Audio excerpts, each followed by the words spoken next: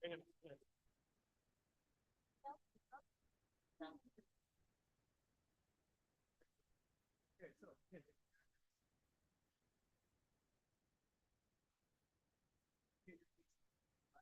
up against the wall. Okay.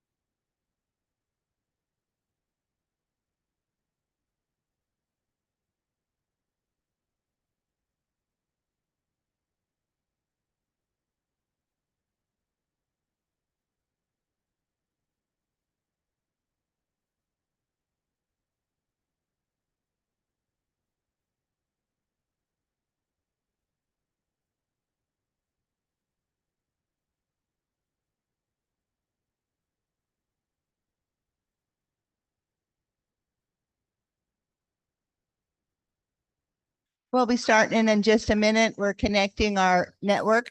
We'll be starting in a minute. Thank you.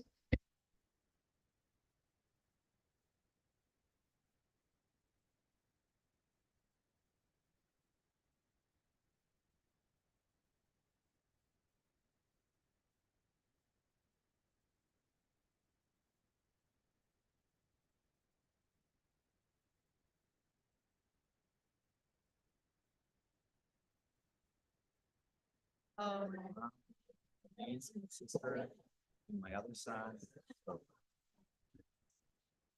What? Yeah, you know, it's about Latinos. Yeah.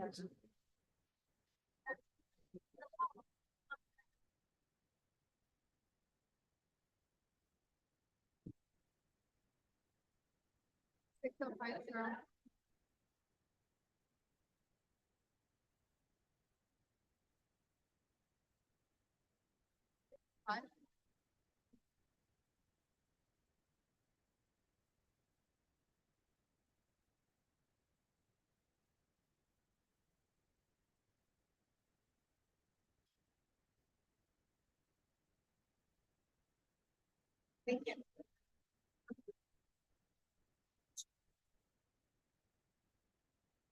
Good evening. Good evening, trustees, superintendent, community. Welcome to the South Bay Union School District Board of Trustees meeting. The time is 6:03. Again, welcome. So good to see a full house. Thank you very much for coming. Again, this is our meeting. It's Thursday, December 19, 2024. As a courtesy to others, please silence your phone while in the auditorium. We appreciate your cooperation at all times. We're just a tad late today because we did have closed session, so we appreciate your patience and we want to acknowledge that. Thank you. Moving on. There's a little housekeeping I'd like to share with you. Today is our swearing in day. We have 3 trustees that will be sworn in. I'm just setting the table for everybody to know. It'll be ceremonial. Family is here to help with the swearing in. Prior to the 6 o'clock meeting, we were sworn in officially by our Superintendent Espinoza. So I wanted to put that on the record. And so the first part of our page 2 is mostly ceremonial. And I'm glad you're here to watch the progress and the community. The heart of our community is our schools. So I'm very proud to lead our trustees in this day, on this day and this hour. We're ready for number 2, call to order. The roll call, please, Ms. Cooper. Esparza, Here. Liker. Here. Lopez Aguino, Here. Medina. Here. Quinones. Here. Thank you. Thank you, Ms. Cooper. Moving on to Pledge of Allegiance. Tonight, we have a special person that's going to lead us in the Pledge of Allegiance. I'd like to recognize our Superintendent, Jose Espinoza, who is going to lead us in the Pledge of Allegiance.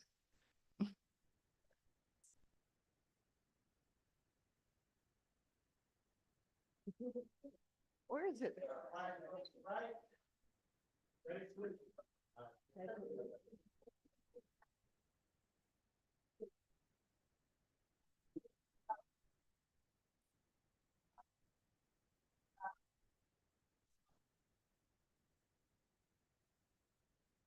Thank you, Superintendent. It's very rare when our superintendent leads us in a pledge, so I really want to acknowledge that effort. Thank you. Thank you.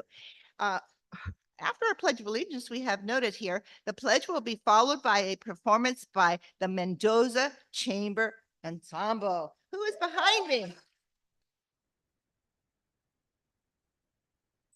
South Bay Union School District's always been proud of our music program.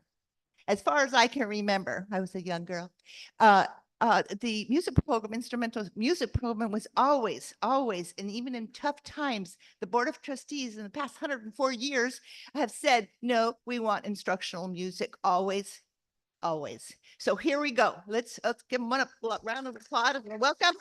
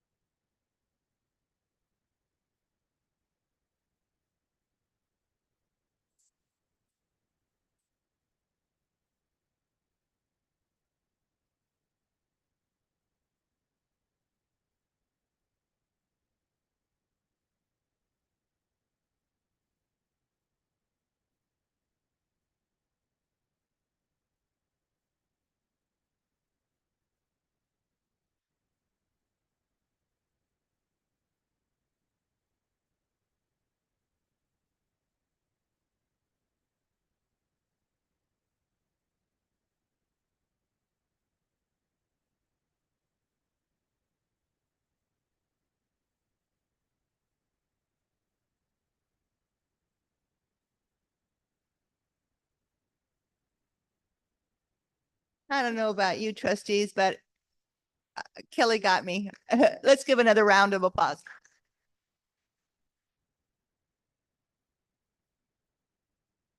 Again, with a little history, it's always been the vision of the trustees, the Board of Trustees, for as long as I've known, that's a long time, that music, instrumental music and art programs are always number one.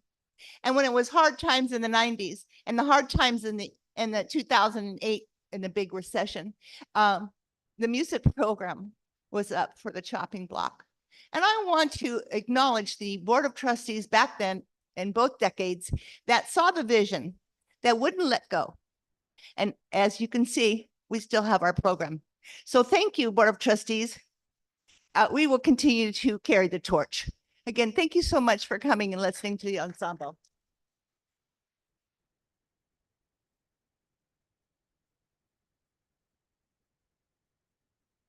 Right, on to our ceremonial part of the agenda. That would be number 3, oath of office. At this time, I'd like to call up Manny Esparza, who, no? Yeah. Who, and his wife, who will administer the oath of office. Thank you for coming. And here we go. Raise your right hand and repeat after me. I state your name, I, Manuel Esparza, do solemnly swear that I will support and defend the Constitution of the United States and the Constitution of the State of California against all enemies, foreign and domestic. do solemnly swear that I will support and defend the Constitution of the United States and the Constitution of the State of California against all enemies, foreign and domestic. that I will bear true faith and allegiance to the Constitution of the United States and the Constitution of the State of California, That I will bear true faith and allegiance to the Constitution of the United States and the Constitution of the State of California. that I take this obligation freely without any mental reservation or purpose of evasion, That I will take this obligation freely without any mental reservations or purpose of evasion. and that I will well and faithfully discharge the duties upon which I am about to enter. And that I will well and faithfully discharge the duties upon which I am about to enter. So help me God. So help me. Congratulations.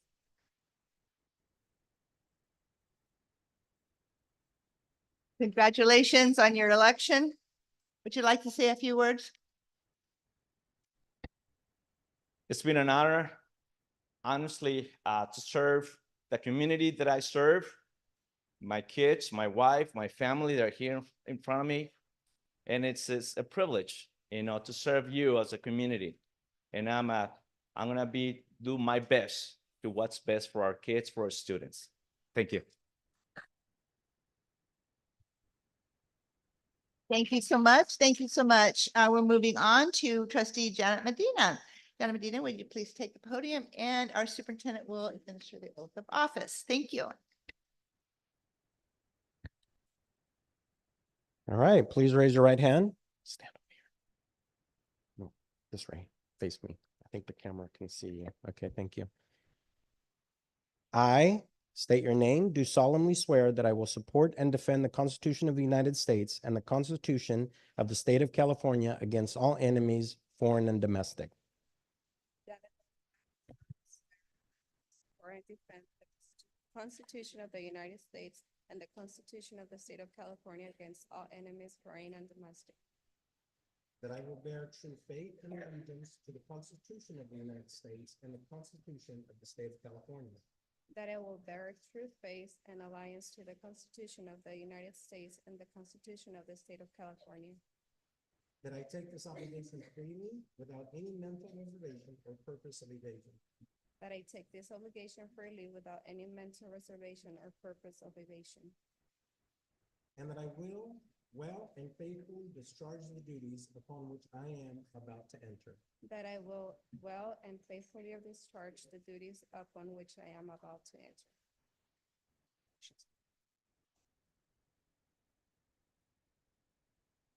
Congratulations, trustee Medina. Would you like to say a few words? I just want to say that I'm here another 4 years and that I will be putting kids first in this next 4 years. Give her a round of applause. And the next to do the oath of office would be Cheryl Quinones. And while I'm out of my seat, I'm handing my gavel over to my Vice President Medina. My family will join me.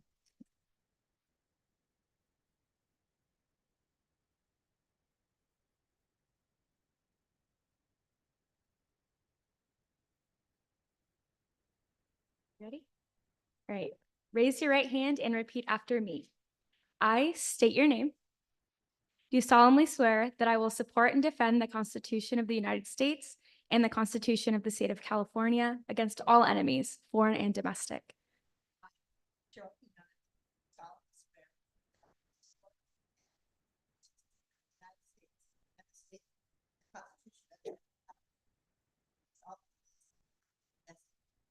That I will bear true faith and allegiance to the Constitution of the United States and the Constitution of the State of California. And allegiance to the Constitution of the United States and the Constitution of the State of California.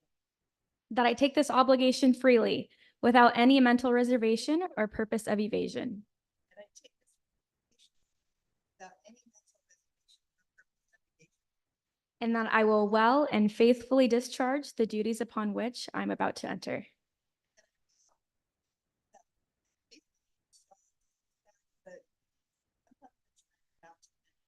Congratulations.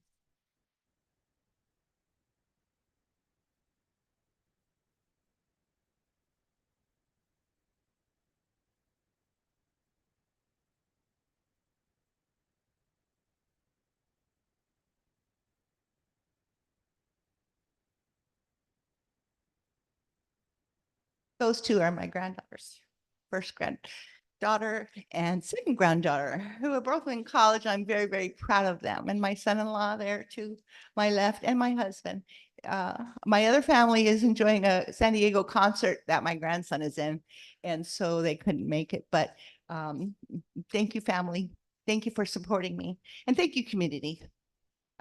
This is my third term, and I appreciate the community that we are, all of us, and that each and every day we strive to do better for children and our community. And with our voices collectively together, we do that. And we will do that, and we'll continue to do that. Again, thank you so much for coming, and that would be the end. Thank you.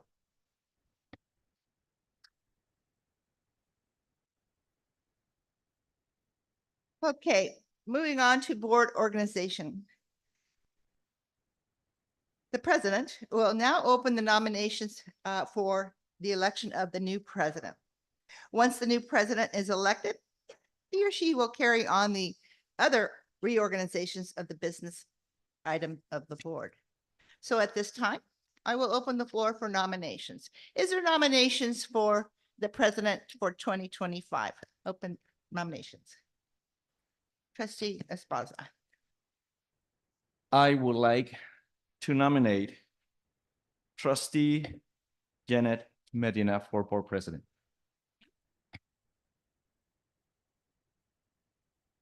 Do you accept that nomination?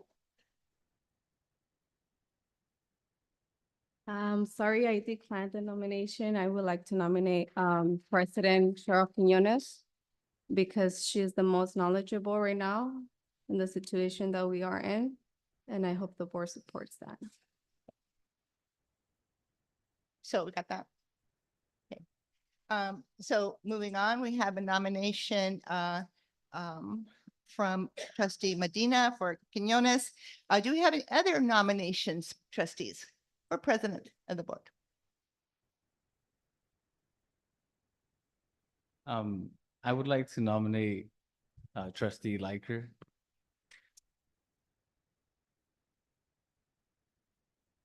Do you accept that nomination, trustee Liker?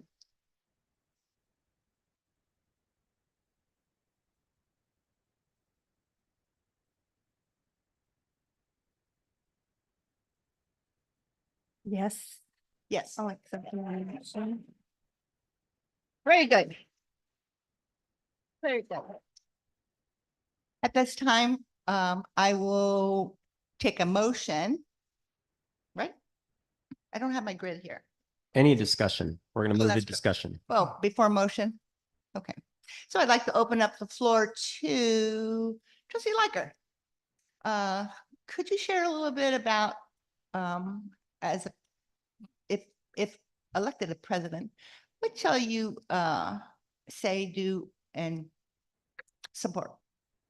In all honesty, it's with great hesitation, as you could see, because it entails a lot of responsibility, not just up here, but also as far as responding to emails and having knowledge of things. Where I've grown the last 2 years, I would continue to grow knowledgeably, but I would hope that I would receive grace from the community that I receive, or the community that I serve, because it is a very hard position. I have seen you very gracefully up here, and I know it's not easy. So I would do my best and hope that I would receive grace and blessing from the community. Thank you, Kelly. For myself, I'd like to share that this is not my first go around. It's not my first rodeo. This is the third time. So in that review, I've learned a lot. And this board here has taught me a lot. And as a president, you have to balance out the board as a president and taking yourself out of that equation by lifting up the trustees in the direction that we all want to go. So in that vein, I continue to work hard. I'm a lifelong learner. I do many things for professional growth that doesn't cost the district any money. I study. I look for ways to find money to support our staff and students. And we'll continue in that vein if elected president. Thank you. May I have a motion? Trustee Quinones, I believe we have some more discussion. I'm sorry, more discussion. I'm sorry. Go ahead. I'm sorry, I Yeah, didn't see. the I'd mic. just like to say a few words about why I nominated trustee Liker to be the president for this upcoming year. I really appreciate like trustee Liker's experience from being in the classroom herself. She, has a lot of experience, like as a parent, as a teacher, and I feel can see all different sides of what's happening. And I believe that, trustee Quinones has done a great job as our board president this last year, and could be a great support for trustee Liker. I would love to see, trustee Quinones like in a vice president role, supporting trustee Liker in this process. But I do think it is a good opportunity to have like a new person that does have some experience. Trustee Liker has served as the clerk already. So I would really like to continue to see her grow in this board. So Thank you. Any other things you'd like to share? Go ahead. Well, first of all, I would like to say a few things. Trustee Kelly, she's a wonderful mother, a great teacher. I think we got a lot of experience coming from her. I think she would do great as a board president. Thank you. Yes. Okay. Any other words? No? Hearing none? We'll call for a motion. Is there a motion? For the name of a nomination that has accepted the role of president, is there a nomination? yeah, I'd like to motion to nominate trustee Liker for the president of the South Bay Union School District Board of Trustees. Is there a second? I'll second that. We'll go ahead and call for the vote here on our little tablet.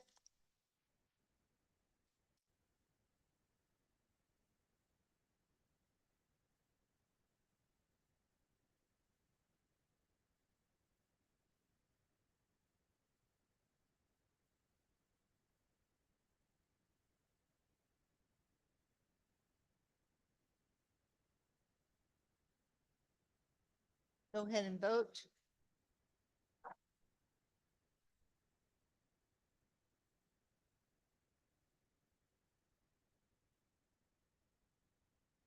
Everyone has voted.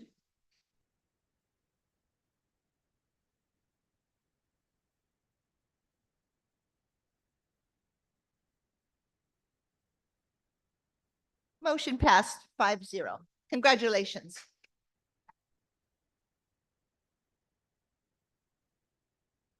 And just as promised. Congratulations again, Kelly. I know you'll do one.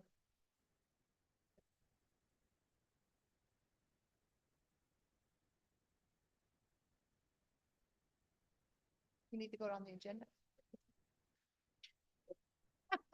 Trustees, we need to correct the vote. The vote is 4-1.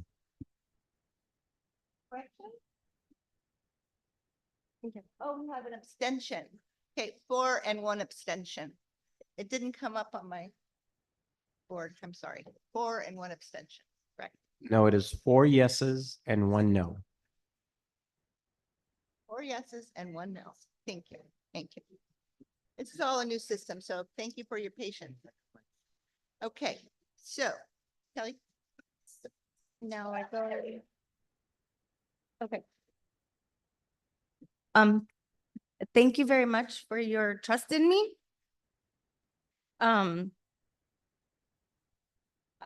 We will continue here. Okay, so the next. Sorry. All right, so now it is time to elect a vice president. Do I hear a nomination?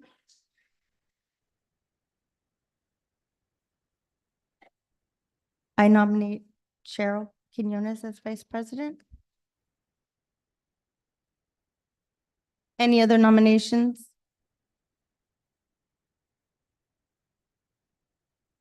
I would like to nominate trustee Lopez for vice president.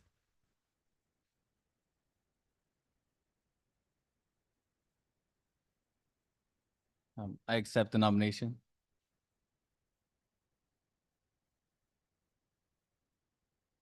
And Madam President, I decline, but thank you.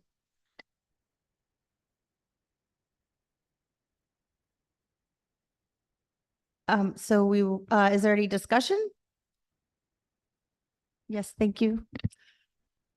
I'm so excited for next year. I'm so excited because having new leaders on the board, it's an exciting transition to hear and see their vision. And I'm looking forward to that whole year of experience and I'm going to vote for you. Thank you.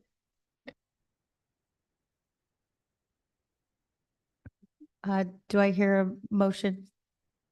I move that trustee Lopez Aguino for the position of vice president of the Board of Trustees.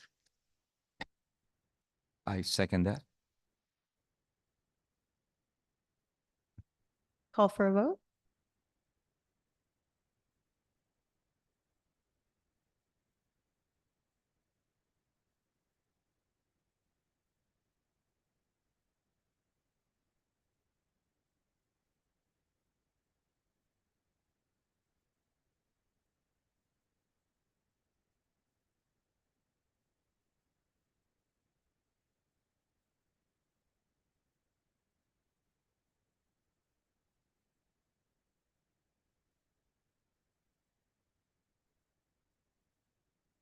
What's your vote? What's your vote?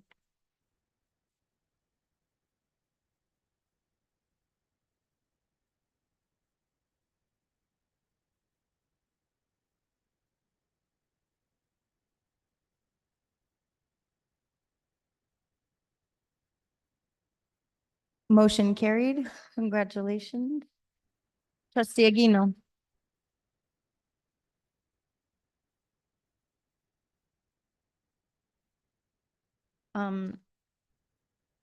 Next on our agenda is the election of clerk. Do I hear any nominations? I have a quick question. What does board clerk do?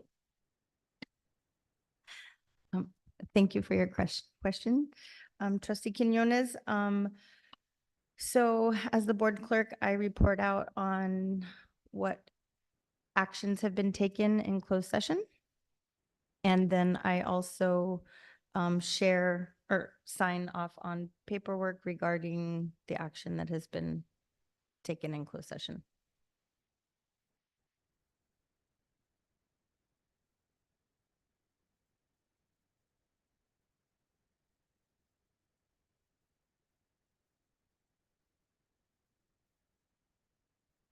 I'd like to nominate trustee Esparza to be the board clerk.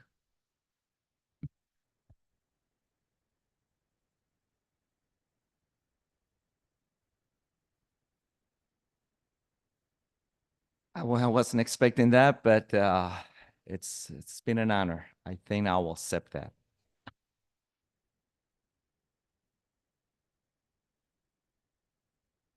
Any discussion? Any other nominations?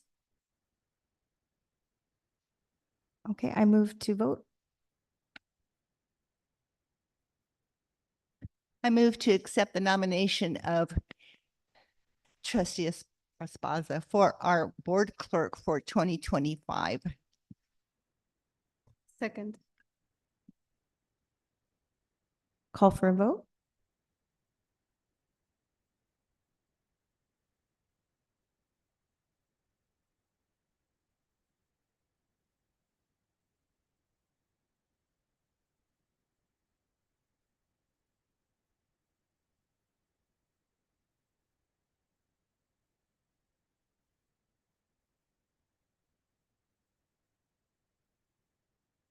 Motion carried. Congratulations, trustee Esparza.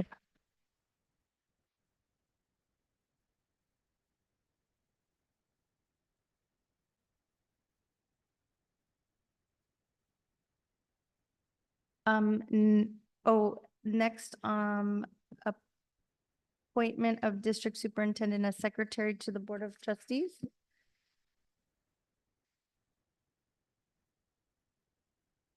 I'm, you're good? I move to appoint the district superintendent as the secretary to the Board of Trustees. Second. Call for a vote.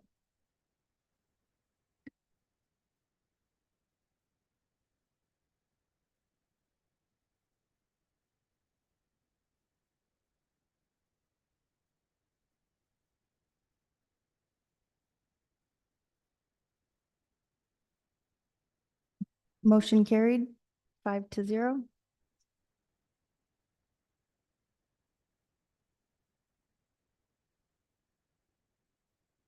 Moving right along, adopt the resolution 24-009 in the matter of Board of Trustees Code of Ethics, which is Board Bylaw 9271. I'd like to make a motion to adopt the resolution 24-009. I'll second that. Call for the vote.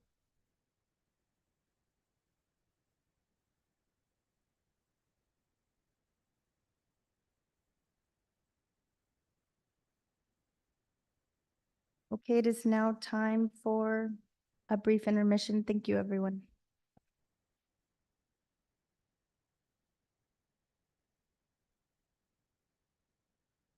And we're just going to take a couple of minutes.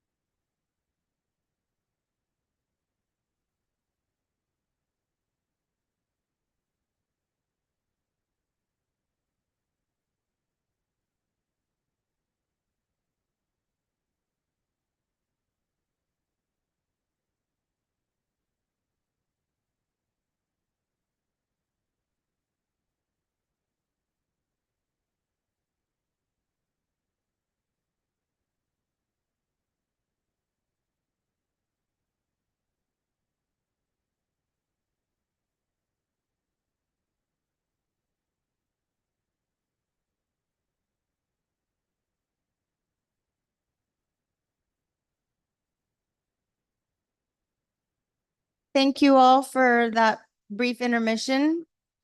We're ready to start again.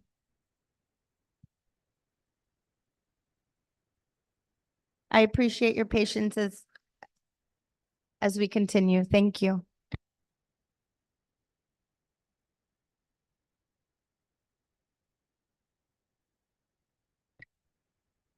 Um, a- Thank you. At this time, trustees or executive team members may recommend changing the order of agenda items. Oh, we're still waiting for people to have a seat. My apologies. Oh, sorry. I want all the pens. No. Thank you.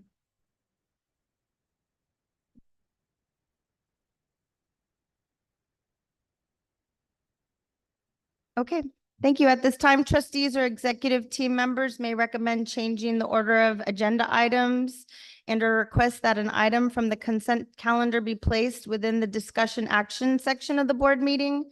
The secretary will keep track of any recommendations. Please note, no new items may be added without advance public notice.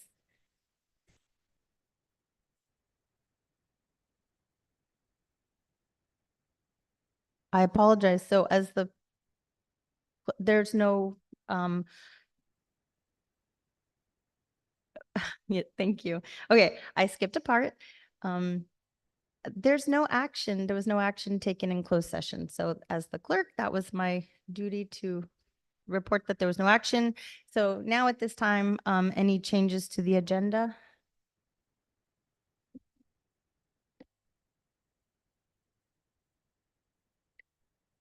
Okay, so then, approval of meeting agenda. Do I have a motion to, or? Yes, okay. So we approve do we take a vote? I'm I'm sorry. sorry, who made the first?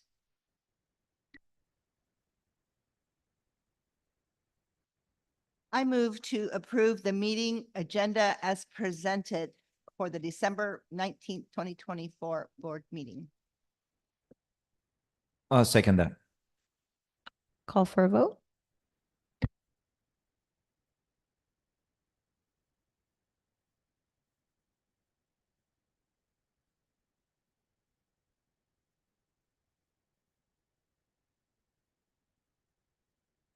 Agenda is approved. Thank you. Communications to the Board of Trustees. We have a 5-minute limit per group. First up, we have South Bay PTA Council.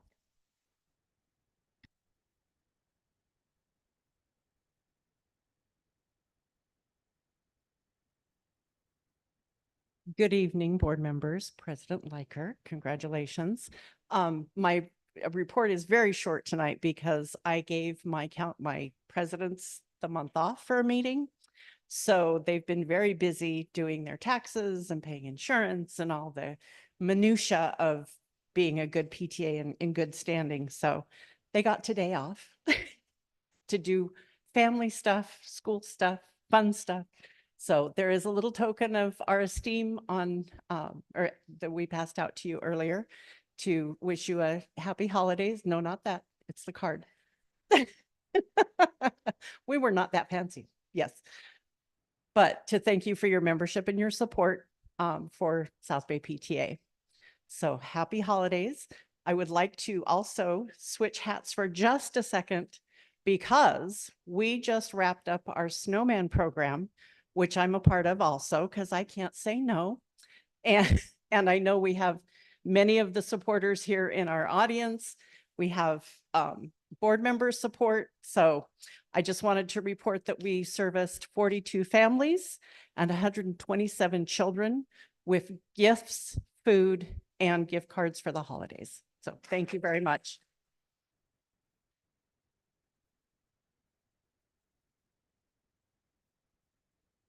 Thank you so much. Next, we have California School Employees Association, Chapter 59.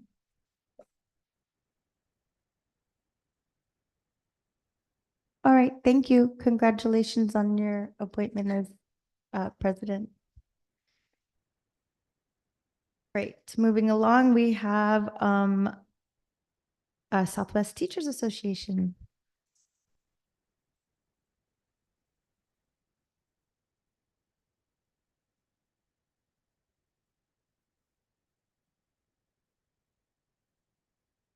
Good evening, trustees, colleagues, parents, students, and community members. First, I would like to thank our members, parents, students, and community members present tonight to support our students. SWATA was hopeful that tonight we would be here to celebrate an agreement reached. Unfortunately, that is not the case. Our bargaining team continues to produce thoughtful contract solutions in negotiations. The district continues to refuse to negotiate in good faith topics opened by their initial bargaining sunshine approved by you, the trustees, last spring. SWATA is committed to seeking a fair deal and continues to propose language in negotiations that values both our work and our students' needs. It bears repeating that the Southwest Teachers Association is asking for lower class size in special education to ensure students are safe and their academic needs are met. And that bilingual combination classes receive an instructional assistant for 120 minutes per day and lower class size to ensure 2 grade levels in the same class have the appropriate support.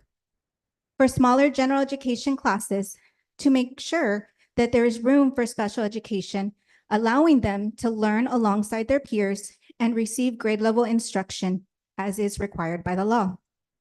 To protect teacher-specialist collaboration time for improved student outcomes.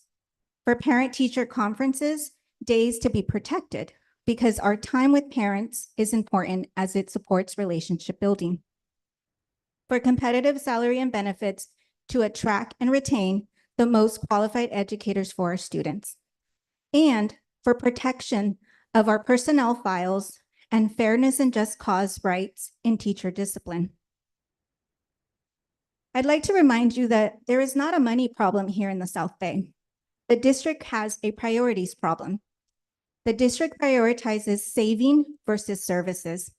Money for classrooms sit idle in the bank while educators and students lack curriculum, resources, and adequate support services and staffing, especially in special education. This week, the Chula Vista School District approved a special education teacher signing bonus, $15,000. The Chula Vista School District is putting students first. Their message is clear to their parents and their community. They care about their most vulnerable students. If we were losing our staff to them before, just wait what's going to happen in 2025. Effective immediately, many of our members will see a reduction in their take-home pay.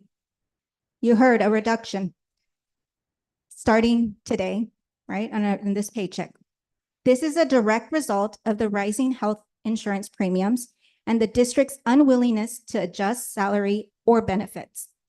A member at the beginning of the salary schedule currently has a starting salary of $63,407, minus their annual out-of-pocket health benefits of $7,710. That actually means that they only make $55,697 a year. That is before their deductions, before their STRS, before their disability, before their taxes. Now, if you thought that was a little, look what's going to happen now. With the health benefits increase, they will only be making $53,707 before all those deductions. That is $1,990 less annually. Even with the current 1% offer that is on the table, the beginning of the salary schedule would see a pay cut of $1,356 annually. While our staff here in the South Bay are taking pay cuts, our neighboring district of National City has just been given an increase in their health benefits in the amount of over $18,975 per person. I'm going to repeat that to you. $18,975 per person. And they also have a pooling system like we do. So while National City has increased, South Bay continues to only cover $15,300 per person. Guess where people are going to go? Our message is clear. We want to show our community that we care about our neighborhood schools, that we care about what parents want for their children, and not just a lip service and advisory committees, but that we care about our educators in the classrooms every day, that we care to work to attract and retain educators in measurable ways, and that we care about our children's education. We, the educators, love our students. We love our schools. We love our community. That's why we're still here. We want you, the South Bay Union School District, to show you love them too by putting students and staff first and excess savings last. I hope you will take the winter break to reflect on what kind of district you want South Bay to be. Do you want us to be a district that puts students and staff first? Or do you want to be a district that puts upper management first? Happy holidays.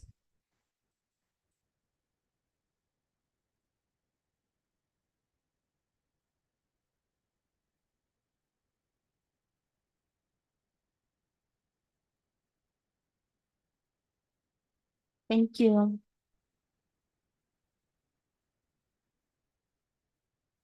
Superintendent? Thank you. I would like to ask Trustee Quiñones to join me at the podium. Please.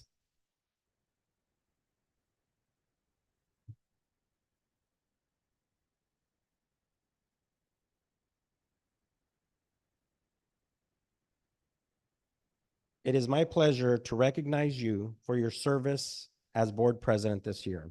This plaque reads, "In appreciation for your leadership, service, and dedication to our students, staff, and board colleagues. Cheryl, thank you for all you have done and for being a great partner in our work."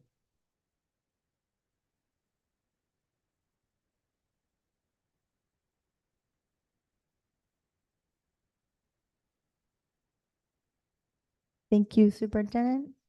Thank you for your service, Cheryl. Okay. Next on the agenda, we have public comments on non-agenda items. We have 6 cards. Thank you. Frank Cherry.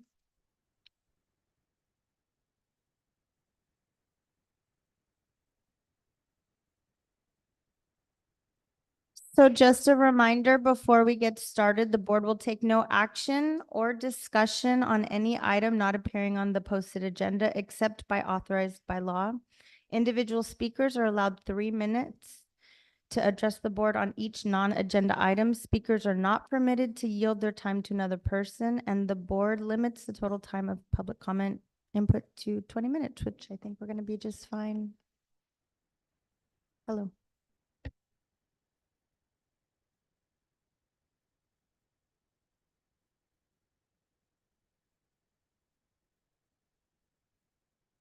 Test.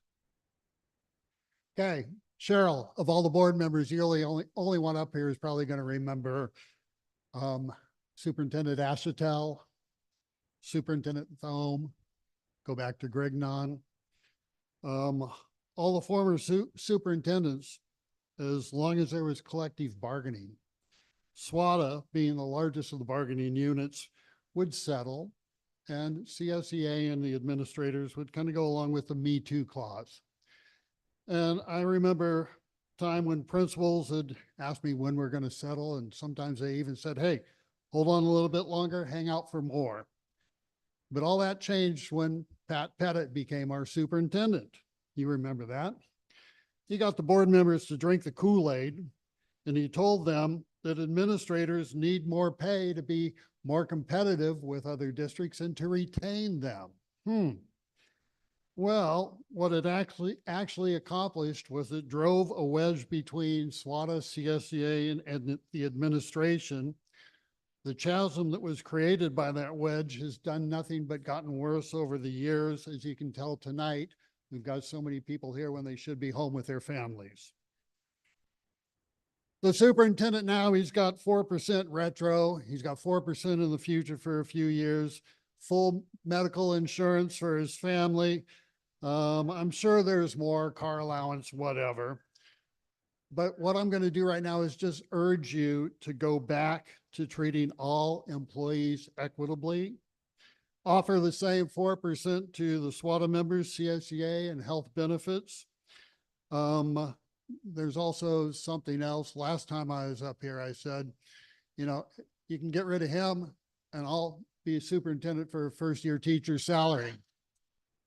No. I'm going to withdraw that. I'll do it for $1 a year. I'll do it without medical insurance, without a car allowance, without a travel budget, without anything else, $1 a year. You could keep me for a couple of years and be way ahead financially. And I'm not going out on a limb too far, I think, when I feel confident in saying the district will be better off educationally for the students, better off financially for the district, and better off for the morale of the district, which is probably at an all-time low. Bottom line, I guarantee you a district whose true function and mission is to provide student-centered learning opportunities that appropriately challenge and support every child to learn, grow, and thrive. Merry Christmas to all, and to all a good night.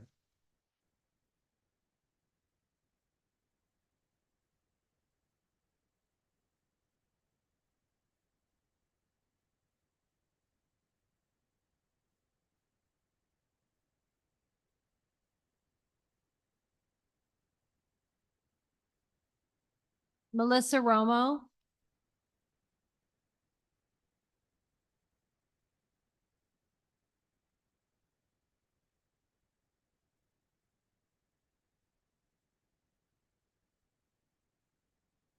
Do I push a button? I'm good. Okay. Good evening. Let me start by saying that I was extremely disappointed by the FAQs that were sent out to parents last Friday, December 13th. The letter starts out, and I quote, "Keeping our students, parents, employees, and community fully informed regarding the status of ongoing negotiations with SWATA," end quote. This phrase includes the word employees, yet I nor several of my colleagues received this newsletter. In fact, we have not received an update from the district for last Wednesday's negotiations. Why is that? The letter goes on to say that these FAQs are intended to provide straightforward and factual information. As a member of SWATA's bargaining team, I find that this letter paints a vague picture. It states that the district is offering us an ongoing salary schedule increase, one-time payments, and increased annual contributions to employee benefits, but there are no specifics. It does not say we were only offered 1% on schedule, 2% bonus, and $250 a year to our employee benefits. It also fails to inform the community that our health benefits increased by more than $2,000 a year. With this communication, it is not clear to the community that teachers will be bringing home less money starting today because of this increase. If we accept the district's 1% on salary, 2% bonus, and $250 a year in added contributions to health benefits, we will be making less money for an entire year or more. As a bargaining member, please tell me how I could settle for this. In addition, the letter mentions that employees have received salary increases totaling 13% since 2021. Are we the only ones who have received these increases? Why doesn't it mention the salary increase of our superintendents and our assistant superintendents? If you're going to be transparent, then you must bring up all salaries. Does that not matter to the community? These FAQs mention that members are also receive annual increases, AKA step and column increases. This is not true for all of us. Those of us who have been working in this district for more than 21 years no longer receive this. Our salary scale stops at year 21. I can go on and on, but I only have 3 minutes. My point is that if we're going to inform the community of ongoing negotiations, then we need to be fully transparent. I urge you, the board, to be more involved and ask questions. You have been vocal about wanting us to be here, present at the board meetings. This is my 4th month here. I'm missing time away from my family and time away from my workout routine, which helps my physical and mental health. Just as you asked me, I challenge all 5 of you to visit the schools more regularly. Thank you, President Quiñones and Trustee Medina, for visiting our school yesterday. Walk into the mild mod severe, and C's classrooms. See for yourself why we're asking for less students in a class. Walk into the 16 combo classes and get a feel for the extra stress on these teachers who have to teach double the curriculum. What we're asking for you, what we are asking for is not unreasonable. If you value the students and employees of SPUSD as much as you do the district leaders, then you will encourage your team to do better for us.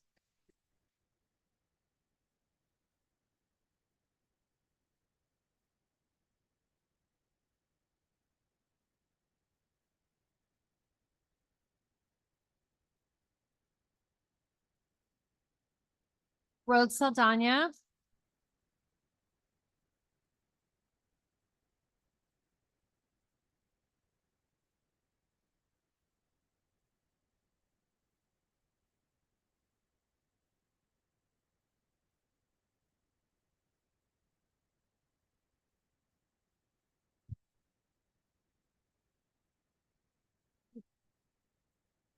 Good evening, South Bay Union Board of Trustees, Superintendent Espinoza, colleagues, and community members. Today, I want to discuss the rising cost of health insurance for our certificated staff. As you may know, our monthly cost of health insurance for family coverage through Kaiser, the less expensive option, is rising to $950 a month. I want to paint a picture for you. A certificated employee at the low end of the pay scale, making $63,000 per year, might take home $3,800 per month after taxes and stirs. And this is being generous and using 25%. What I get taken out is closer to 30 personally. If this employee has a family that they need to cover, that number would drop down to $2,850 a month in their paycheck after paying for health insurance. That's all they would have left to pay for food, housing, and other basic needs. I looked at the cost of 2-bedroom apartments in Imperial Beach, and I could find none that cost less than $2,200 per month, and most were closer to $3,000. That's before the cost of utilities.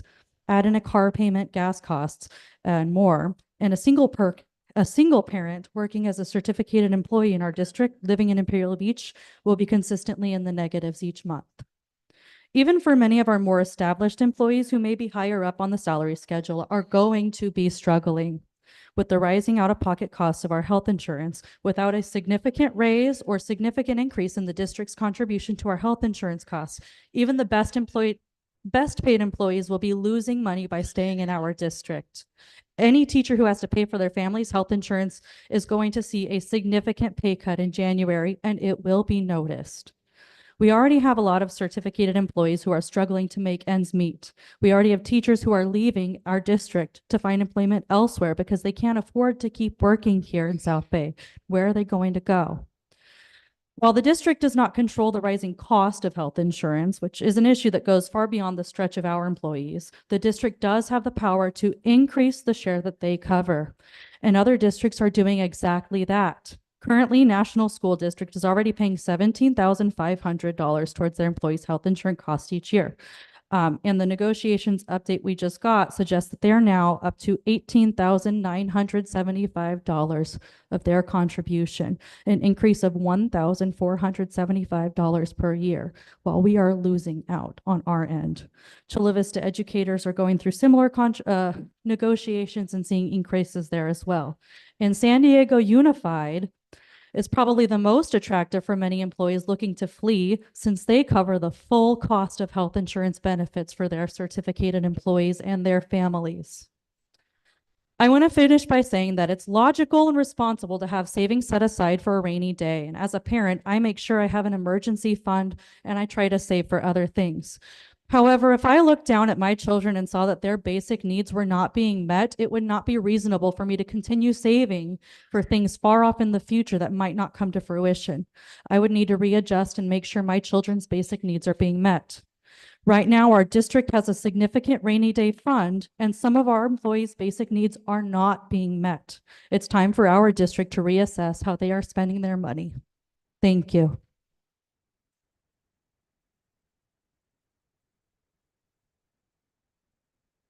Michelle Gates.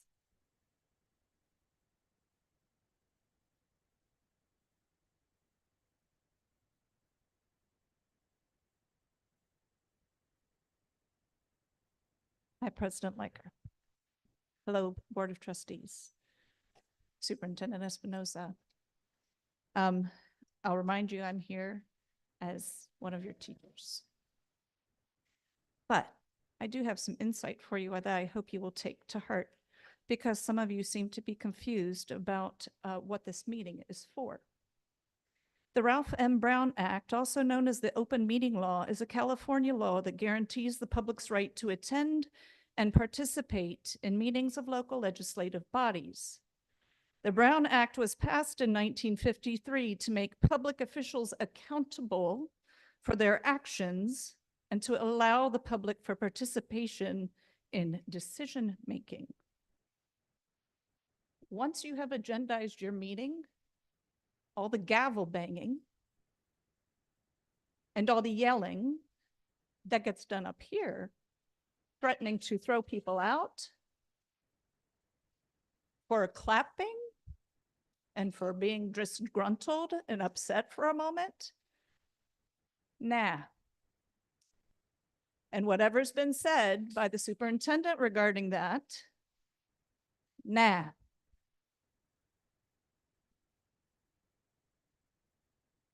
A couple other things. Your president doesn't get to shut you up when you are actually saying something that is not out of closed session. They don't. It's not real. Tell her to stuff it if it happens again.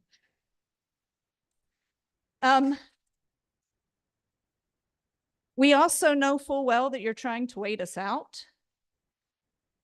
After this paycheck, I'll just say y'all screwed up. Because no one is going to be happy about the cut that they just took while y'all are waiting and playing games and being disrespectful in the way that you explain what happened in your public communications to the community. Last but not least, classy means admin goes last, not first.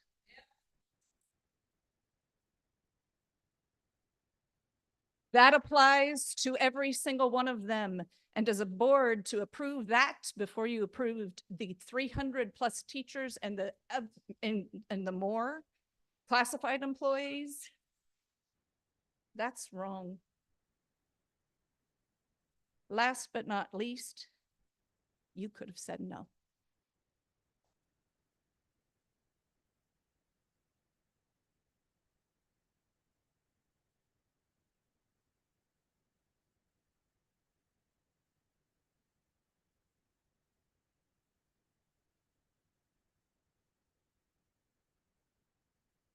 Lisath Melendez.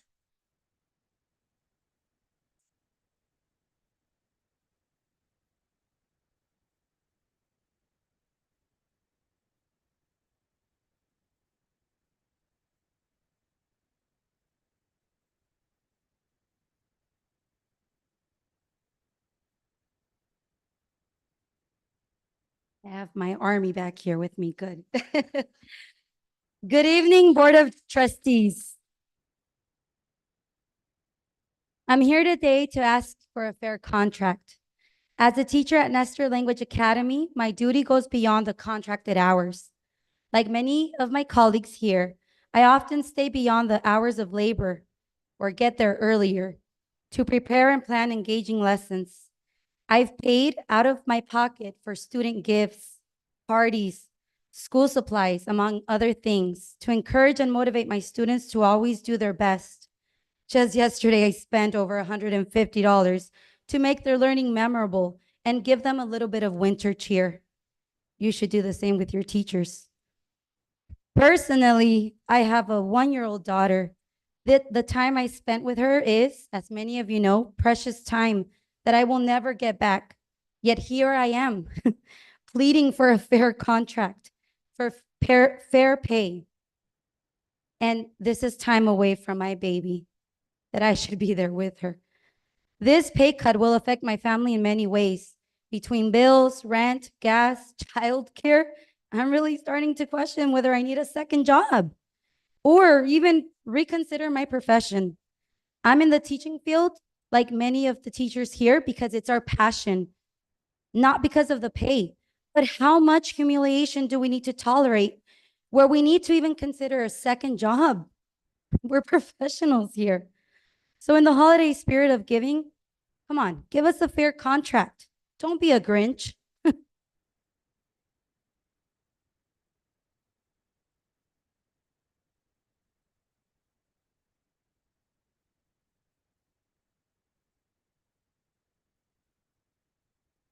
Melissa Camarillo.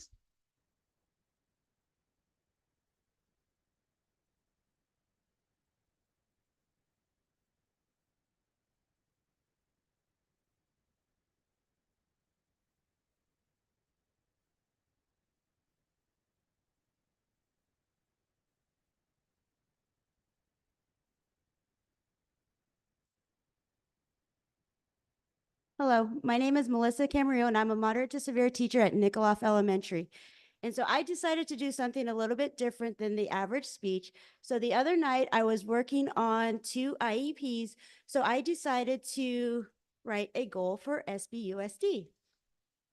So we can start off with the baseline. Our baseline is many classrooms are filled to cap, creating unsafe and unmanageable learning environments that are not conducive to learning.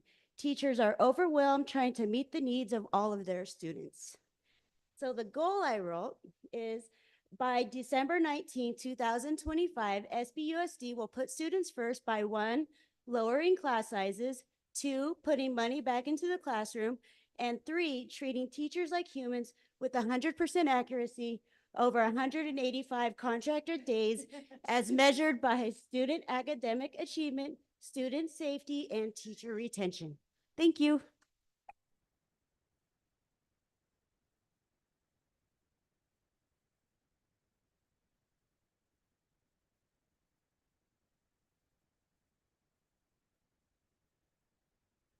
That was the last card. Thank you for your comments.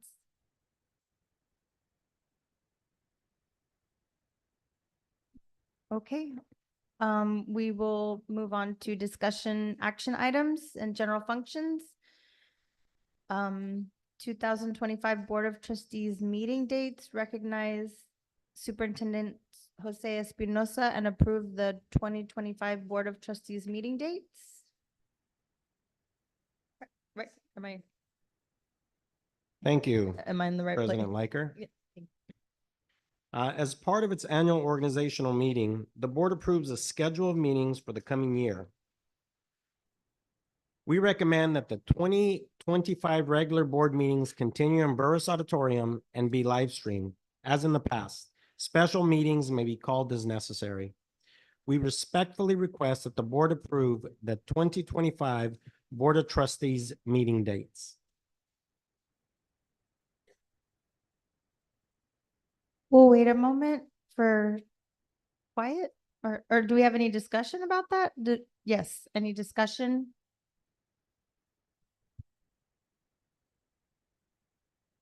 We need a motion and then discussion. Okay. I was just waiting for it to quiet down for a moment. Thank you. Do I have a motion to approve?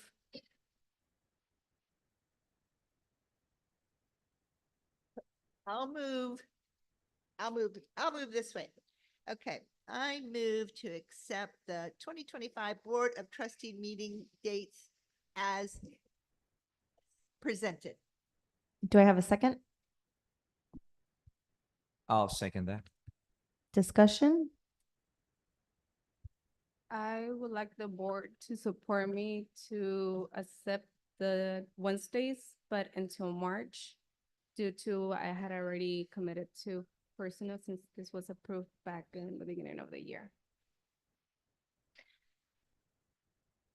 So what I heard was that Trustee Medina wants to approve it, except beginning in March because starting in Wednesdays, beginning March, because there are already appointment or something else scheduled. That seems reasonable. Just a clarifying question. Are you saying Wednesday meetings until March and then starting April Thursdays? Thursday meetings and January, February, and then starting March, we move to Wednesdays so that there's no conflict with other district meetings. Yes, the reason that that it was recommended to go from Thursday to Wednesday meetings is that we had a lot of conflicts with SWATA's meetings as well, and we were trying to avoid those conflicts. So that was a suggestion to move our board meetings to Wednesday.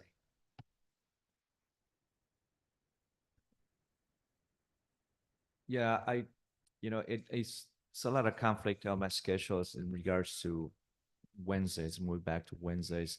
But I do support trustee Medina to skip the couple of months and move it through, started on March. I do have to move my schedule as well. As you know, we all have jobs to do.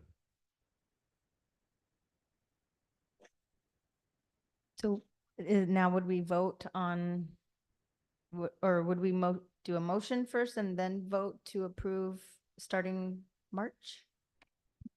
Yeah, so we would have a motion if that is what the board is requesting, that January and February remain a Thursday meeting. We would need to look at the calendar to see which Thursday it is. And then starting in March, we could accept because you guys have the calendar of meetings in front of you. Then starting in March, we could accept that, if that is what the board is requesting. Yes, trustee Quinones. Thank you, Madam President. Thank you, Superintendent Espinoza, for sharing that our labor partners are important to us. And so much that we would do the heavy lifting to move it to a Wednesday. I remember when we changed it from 7 p.m. to 6 p.m. and what that meant to the district in terms of work to get the board agenda ready.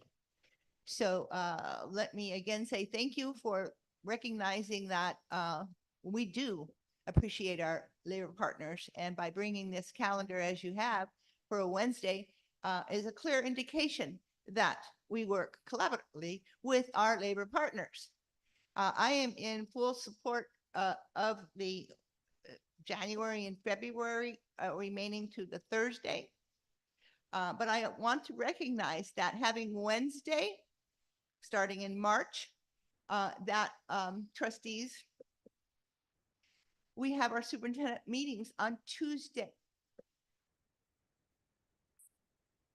The agenda is published on Friday. So you'll meet with the superintendent. I just share this with you on Tuesday. And that will give you no time to sit and ponder what the agenda is, and we'll come to work on Wednesday night.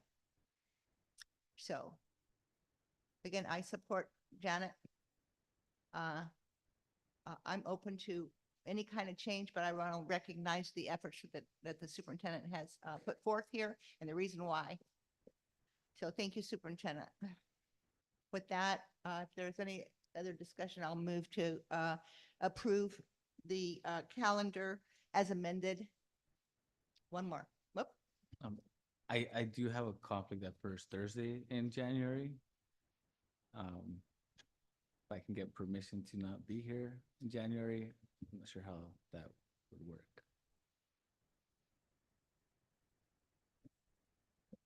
So then would we try to change it to a different Thursday in January? No.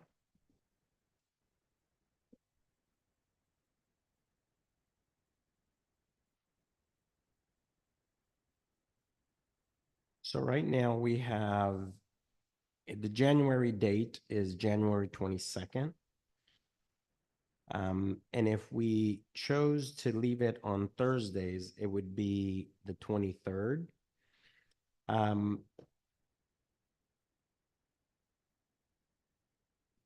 I think at this time, you know, we may, I know that there's also staff that have some conflicts. And it may be that because of this change, you know, we just need to approve either that Thursday or the Wednesday. And then if, you know, if someone can't be here, then, you know, they can't be here. There's a process for that. But I would say at this time, you know, we either approve the Wednesday, January 22nd, or the Thursday, January 23rd. And for February, it is also either February 18th. Oh, I'm sorry, that's a different one. February 19th, which be the Wednesday. And we either approve that or we approve the 20th. And then, you know, if somebody cannot attend, there's a process for that. Sure. And is it possible to pick a different date, January, like a different Thursday? Like I could do the 16th or the 30th, or I mean, I can do any Thursday that month.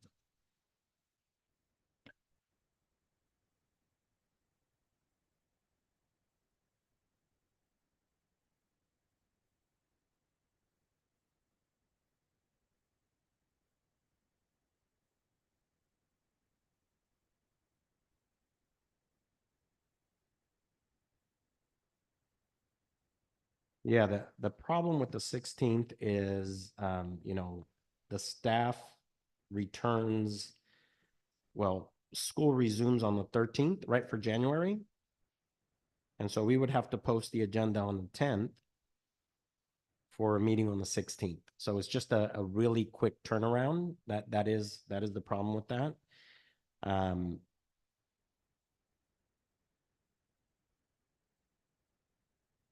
And for the 30th, I will not be in the district at that time either, but you know, if that is what the board chooses, I am sure we will be able to work something out.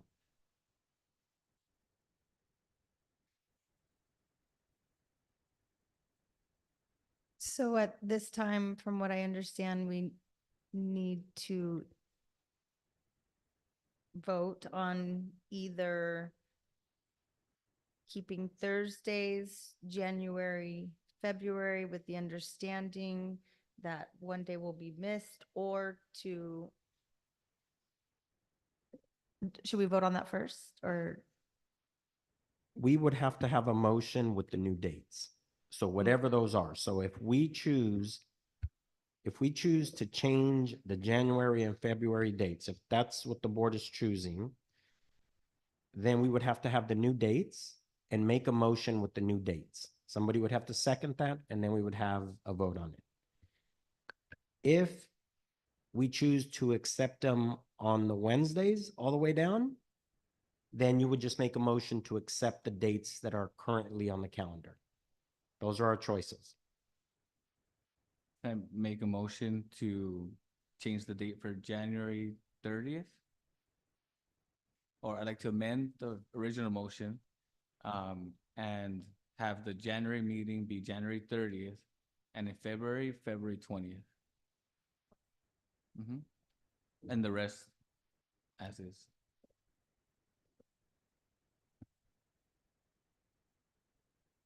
Are we open for discussion? Yes, we're in discussion now. Okay, so I just want to say something real quick. Second. We need a second, Madam President.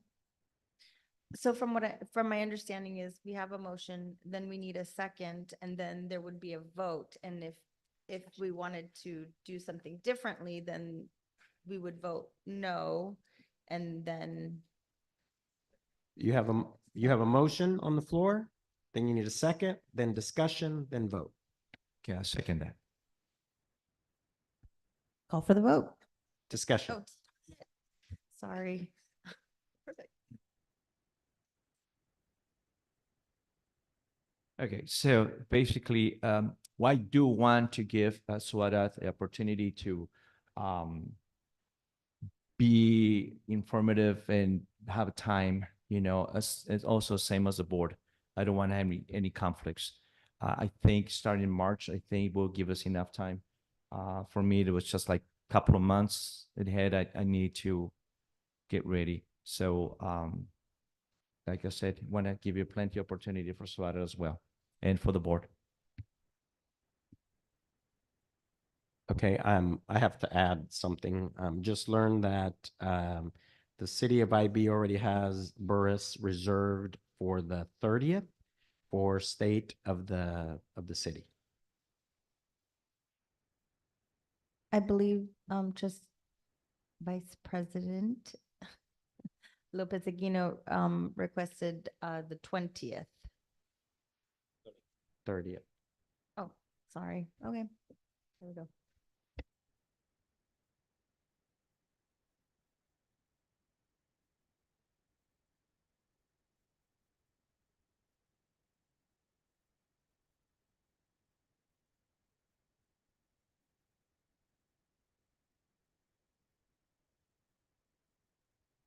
And how much of a challenge is it to do it on the 16th? It's going to be a challenge because, again, schools don't resume till the 13th.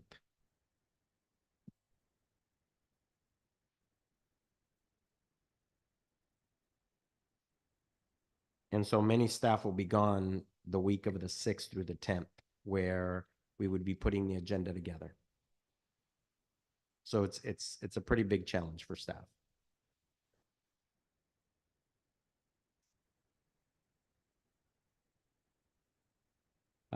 My recommendation is to go ahead and go with the 23rd. And again, we have a structure in place for a missed meeting. I would be okay with that unless you guys wanted to consider a Tuesday, the 21st.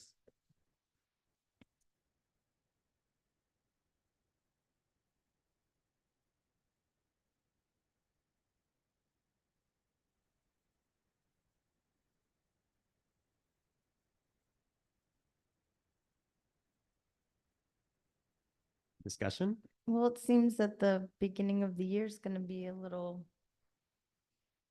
Little wonky. willy-nilly Mhm. if you say so. I mean, a Tuesday is fine with me. So do I hear a motion to approve a Tuesday or, I'm sorry. Yep. Did you want to say something? I move to amend the amended motion to,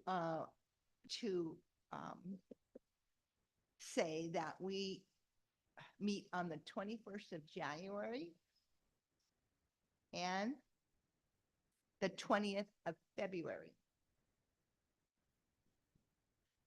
I second the motion. Is there a discussion?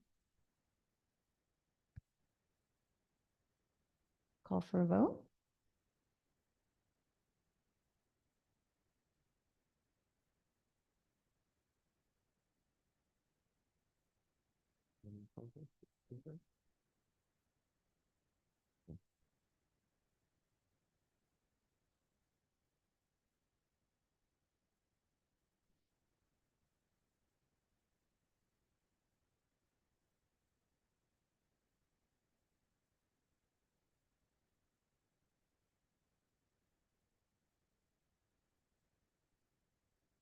Madam President, Yes. Oh, I'm sorry. we have a conflict Okay. that may not have been known, but Martin Luther King is Monday. So to have the meeting on Tuesday would probably really be a stretch because the agenda comes on Friday and Monday is a holiday and Tuesday. gotta have a We would meeting. have no time to review the agenda. You'd and have to do have it a- on your own, Okay. but you know, that works for me. I'm open. But we have a vote going. Already passed. So we, It looks,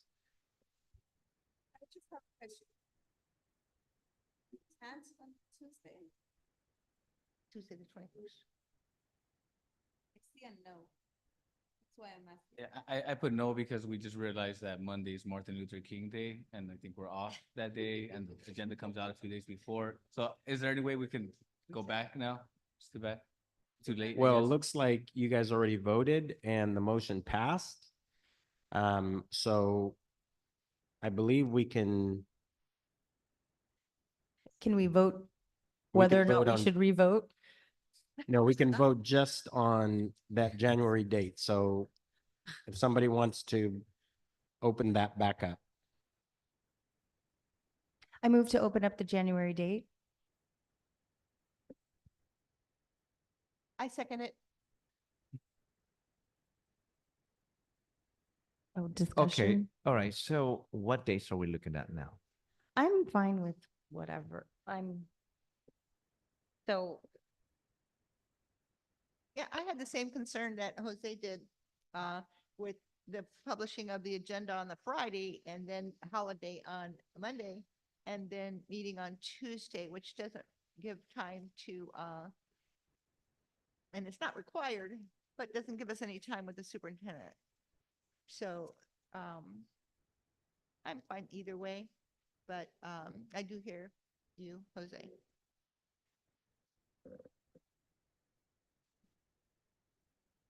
So the 23rd, can we go back to the 23rd to see if we can have the board meeting on the 23rd, January of next year?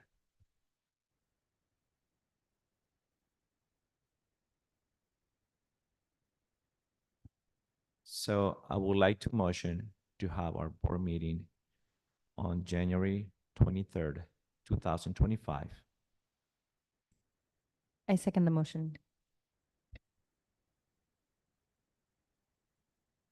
Discussion? I'm confused. I thought we said on the 23rd there was something. On the 23rd, trustee Lopez Aguino cannot attend. Okay. And so we've tried with other dates, and I think what the next option is to go back to one of the original amendments to have January, February remain on Thursdays and begin Wednesdays in March.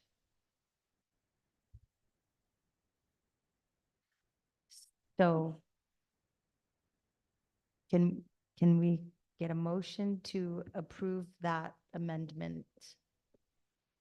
Okay, I thought we already had a motion. Oh, Did somebody make a We're motion? gonna vote now? Or did vote? We had a motion and a second, I believe. Amy?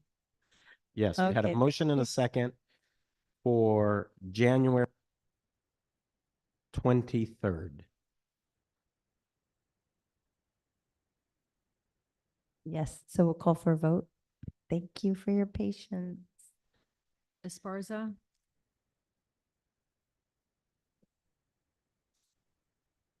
Liker, Yes. Yes. Lopez Aguino, Yes. Medina, Yes. Quinones. Yes. Motion passes 5-0. Okay, so just in summary, we voted for January 23rd. That's going to be our board meeting. February 20th, and then all the rest of the dates that are there. Perfect.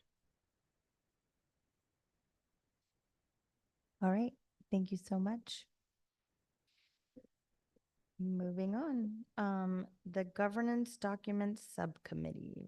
I recognize Superintendent Jose Espinosa and to appoint 2 board members to serve on the Governance Documents Subcommittee. Thank you, President Liker. The district regularly has board policies, administrative regulations, and board bylaws that require updating. To increase the efficiency of this process, the board established a subcommittee in 2023 to review governance documents for referral to the board for a final reading. Each year during its organizational meeting, the board is asked to appoint members to the subcommittee. We respectfully request that the board appoint 2 board members to serve on the subcommittee for 2025?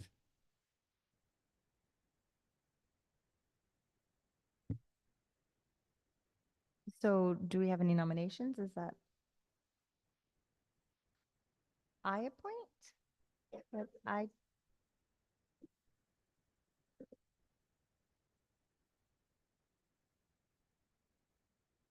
We nominate, so you can nominate someone, they can accept the nomination, and then they will be appointed there. The board will vote on it.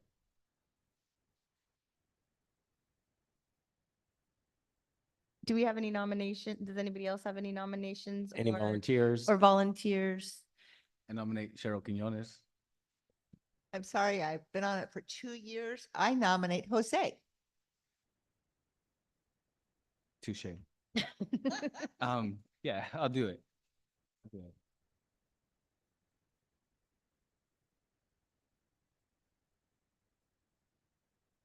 I nominate Manny. Okay, I nominate Kelly.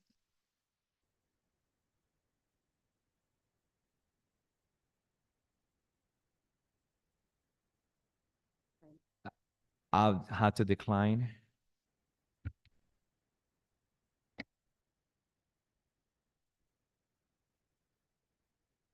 I accept.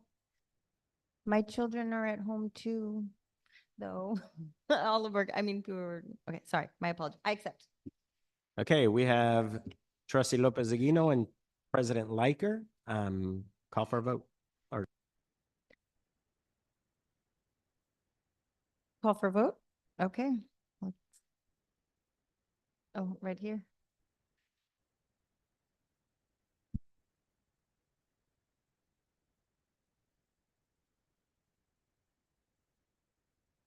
What?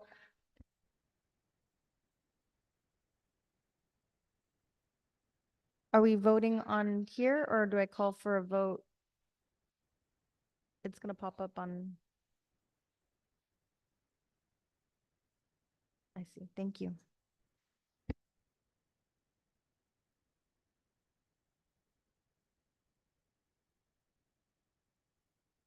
Okay, motion passes 4-0. Congratulations. Thank you for your service.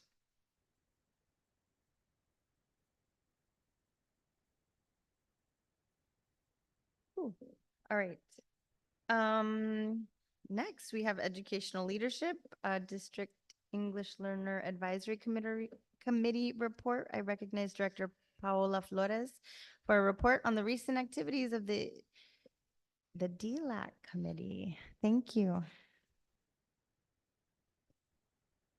Good evening, President Liker, Board of Trustees, Superintendent Espinosa, Executive Cabinet, and Community. This evening, our Emmy, Equity Multilingual Learners and Innovation Department, Emmy, would like to provide you with a mid-year update on our DLAC.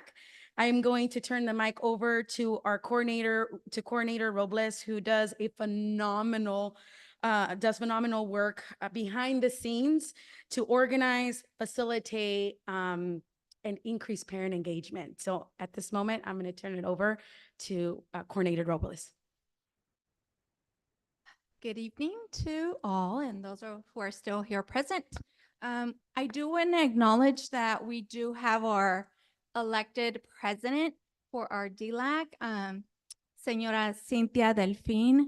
I know she's been here a long time waiting, and she deserves to be acknowledged and celebrated for being elected as president, but also for hanging on with her 2 children. So I'm going to fast forward a bit so that she can. Okay, so I'm going to have her come up and introduce herself. Hello, good evening. My English is a little bit limited, but I'm a mom representing Nicolab School. I'm a parent of 2 children attending Nicolab, one in kindergarten and the other one in 4th grade. The reason why I got chosen to be president, one, I voted for me, And then the other moms voted for me because they wanted me to represent any needs or any other tools or strategies that our children need to get a better education at Nicola. One of them is to maintain our dual language program and to get a better, even better. And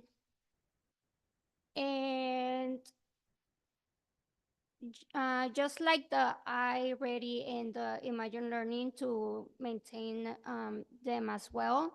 But we also need like a little bit support and improvement in the dual language for English and Spanish as well. And maybe understanding the literature in English and Spanish for them, because I see like in conferences, I see that they having a little bit trouble understanding the main context of the stories.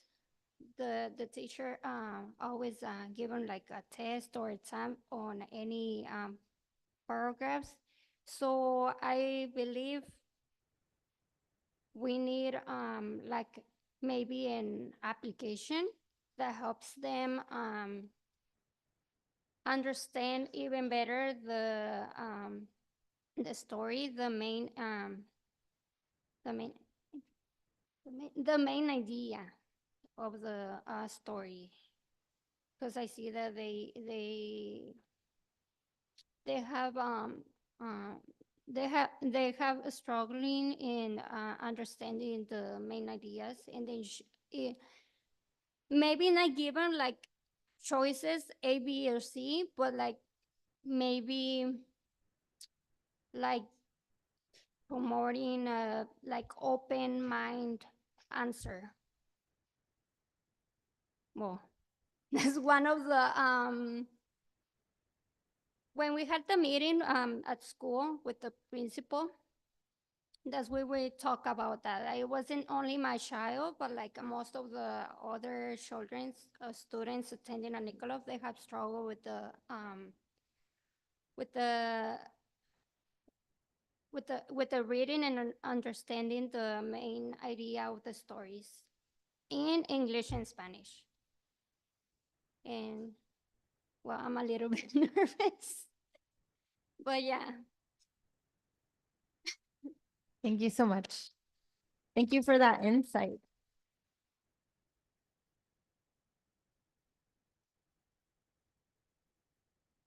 Thank you, Ms. Cynthia. Gracias, señora. Gracias. All right, so I'm here to give you an update regarding our past two DLAC meetings that we've had thus far for this school year. So in September, the meeting was held at Berry Elementary, and Principal Prosapio gave highlights during that time.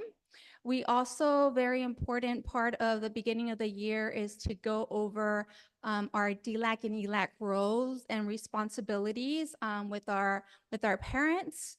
We also covered annual notifications.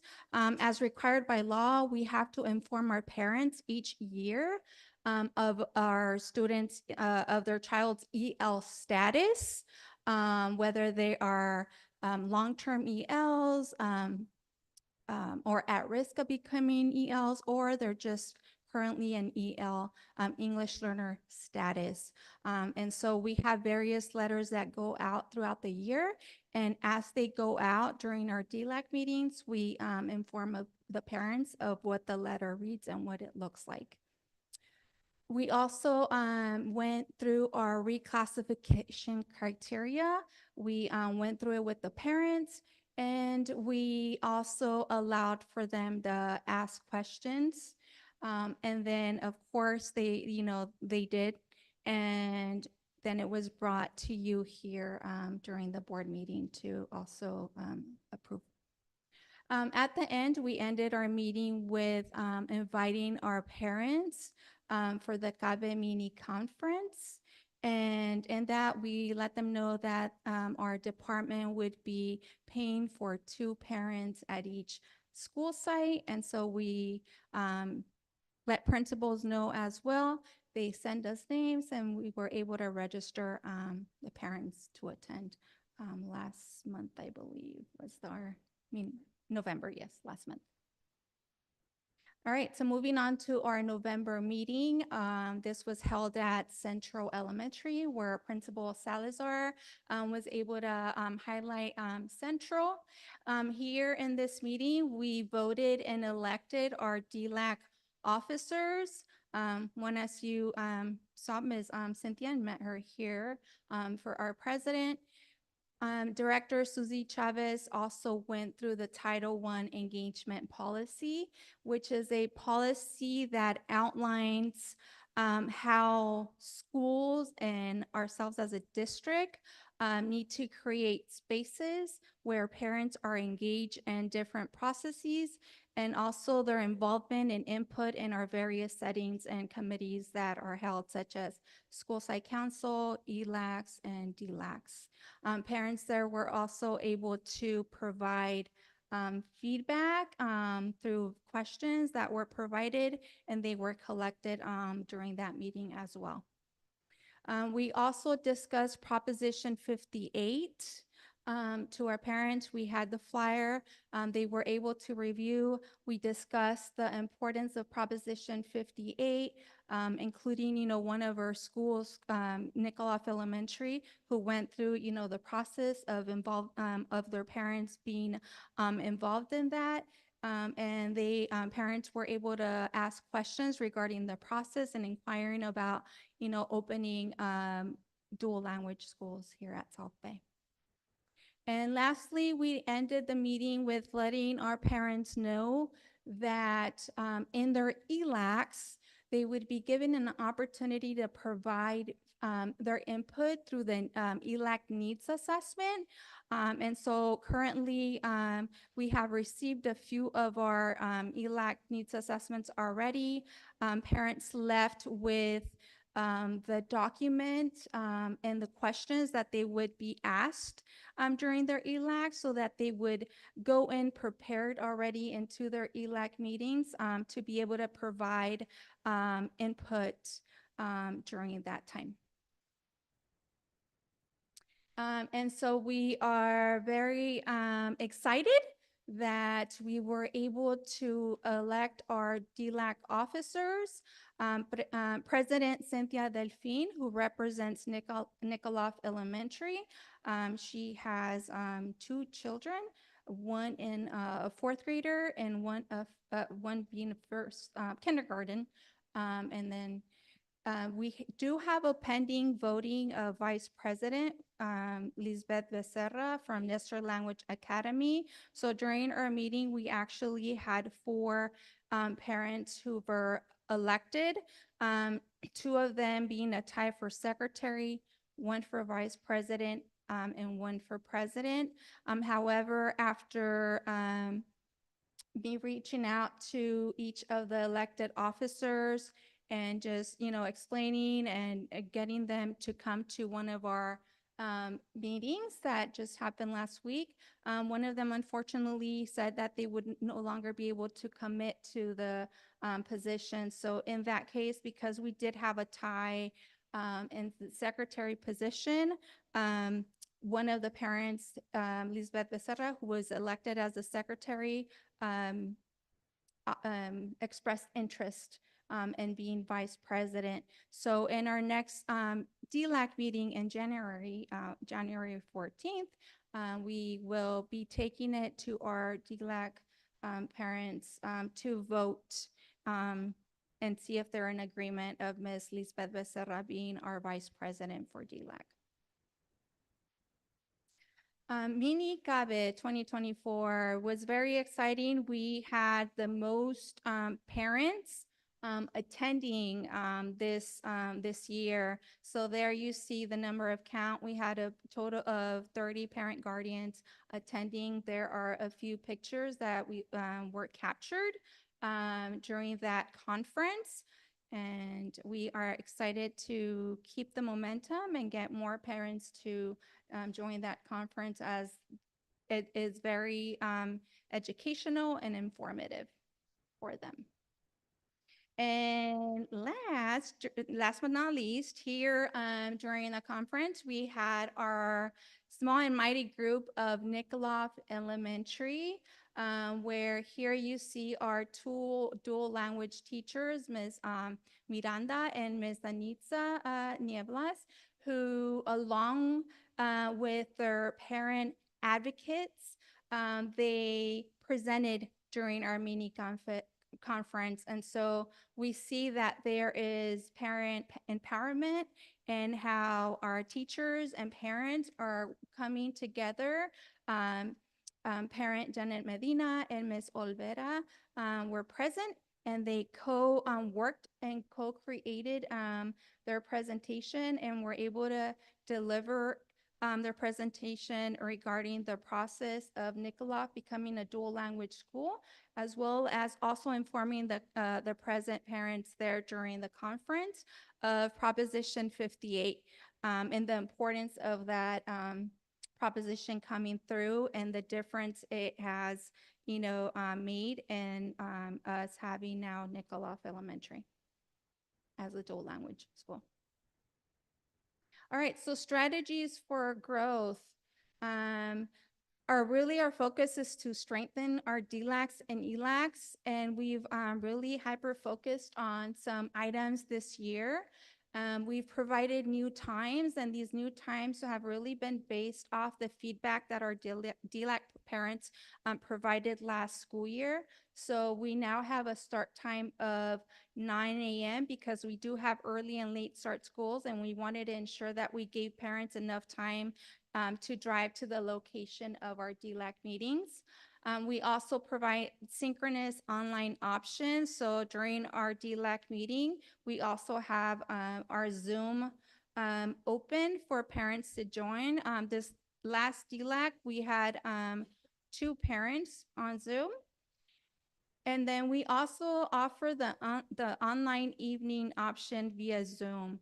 We've had also parents join our Zoom meeting in the evening. So that's another option for our families who have numerous, other things to take care of throughout the day. And then last but not least, our department has really collaborated with our school principals this school year to really have functioning ELACs up and running. And so we've gathered lists from our English learner parents at the sites. And we have contacted parents one-to-one. And thanks to that outreach, we now have 3 more functioning ELACs at South Bay. And so really our goal is to get our parents informed, to get them to our ELACs, and to get those representatives from ELAC into our DLAC meetings. So here you have our future meetings. Our next one coming back from the new year, January 14th, and that will be at Nikolov Elementary. Thank you. Questions? The best part of the night, right? Questions. Oh, sorry. I don't know how to- Any questions? Questions. First of all, thank you so much for your presentation. It's excellent. Anything that has to do with empowering parents, that's my goal, is to get all the parents involved.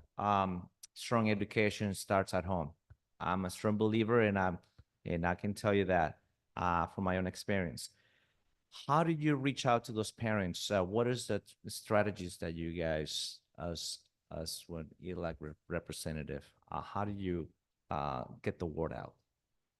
So last year, our DLAC officers, first of all, they were awesome. They created a brochure for us that explained, come join ELAC. So we did distribute those flyers. Each site got hundreds of them, and they were tasked with distributing those brochures out at their sites. We also have, various ways that we're able to identify our families of English learners. So really, the best way that we found is really making that connection and calling them on the phone and informing them one-on-one. And so we know that the best way would really be face-to-face. We have it in our list to be in front of the schools and handing out, whether it's those brochures or just really informing. So it is our job as a district, as our department to do that, but we also know that, the principals are there at their sites. And so it's collaborating with our school site principals and just doing what we have to do. So yes, we'll do the phone calls at 6 p.m., whatever, all different times of the day until someone picks up. Thank you. Yes. We've also contributed to the newsletter that goes out district-wide, really wanting to highlight, spotlight DLAC and ELAC in that format. So we're trying everything and anything, and that's another avenue. Oh, that is great. And like I said, it's nothing better than, to see you're trying, we're trying. I understand parents have some other priorities, work stuff, but it's wonderful to see you guys are doing one wonderful job. Thank you. Thank you for the presentation. It's really great to see like more parents participating, and I love the fact that you're giving people phone calls to get them out to the meetings. And I was really happy to see that you all did like a presentation on Prop 58 at the last DLAC meeting. Is that something that we are planning on doing like at each school site, like during the ELACs as well? Yeah, so it's with the goal that once we hold our DLAC meeting, that the principals take and their DLAC representatives also take it back to their ELACs. So the information that is shared in DLAC should be going back to the sites and presented during their ELACs. Yes. Oh, and yes, so today we also recorded our Prop 58 video. So be on the lookout. It's in the process of being edited. And so we will also be sharing that via newsletter to our sites and so forth, to our families.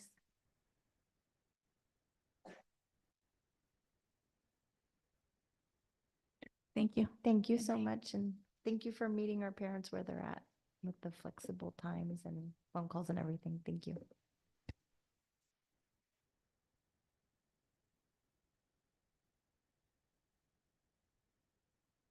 Okay, business services, we have our first interim financial report for 2024, 2025. We recognize Assistant Superintendent Rigo Lara and Director Jonathan Mraz, and approve the submission of the positive certification for the first interim financial report for 2024, 2025. Good evening, President Liker, Board of Trustees, Superintendent Espinosa, staff, and community. The first interim report identifies changes to the district's adopted budget through October 31st, 2024. So we're providing you an expenditures update up to that time. Although it is after December 16th, the county continues to let us know that we are still in compliance as long as we submit the proper documentation ahead of that date. It's a simple chart. You've seen this before, but just demonstrating the submittal process. Obviously, the fiscal department works on the report. 6 days prior to the board meeting, the materials are available for public viewing. It includes the board agenda, and the actual report is posted. Currently, we're on step 3 and step 4. At the board meeting, we expect the board to approve submittal of the report to the county office. And after the board meeting, the board president will sign the report, and then we'll submit it to the county office.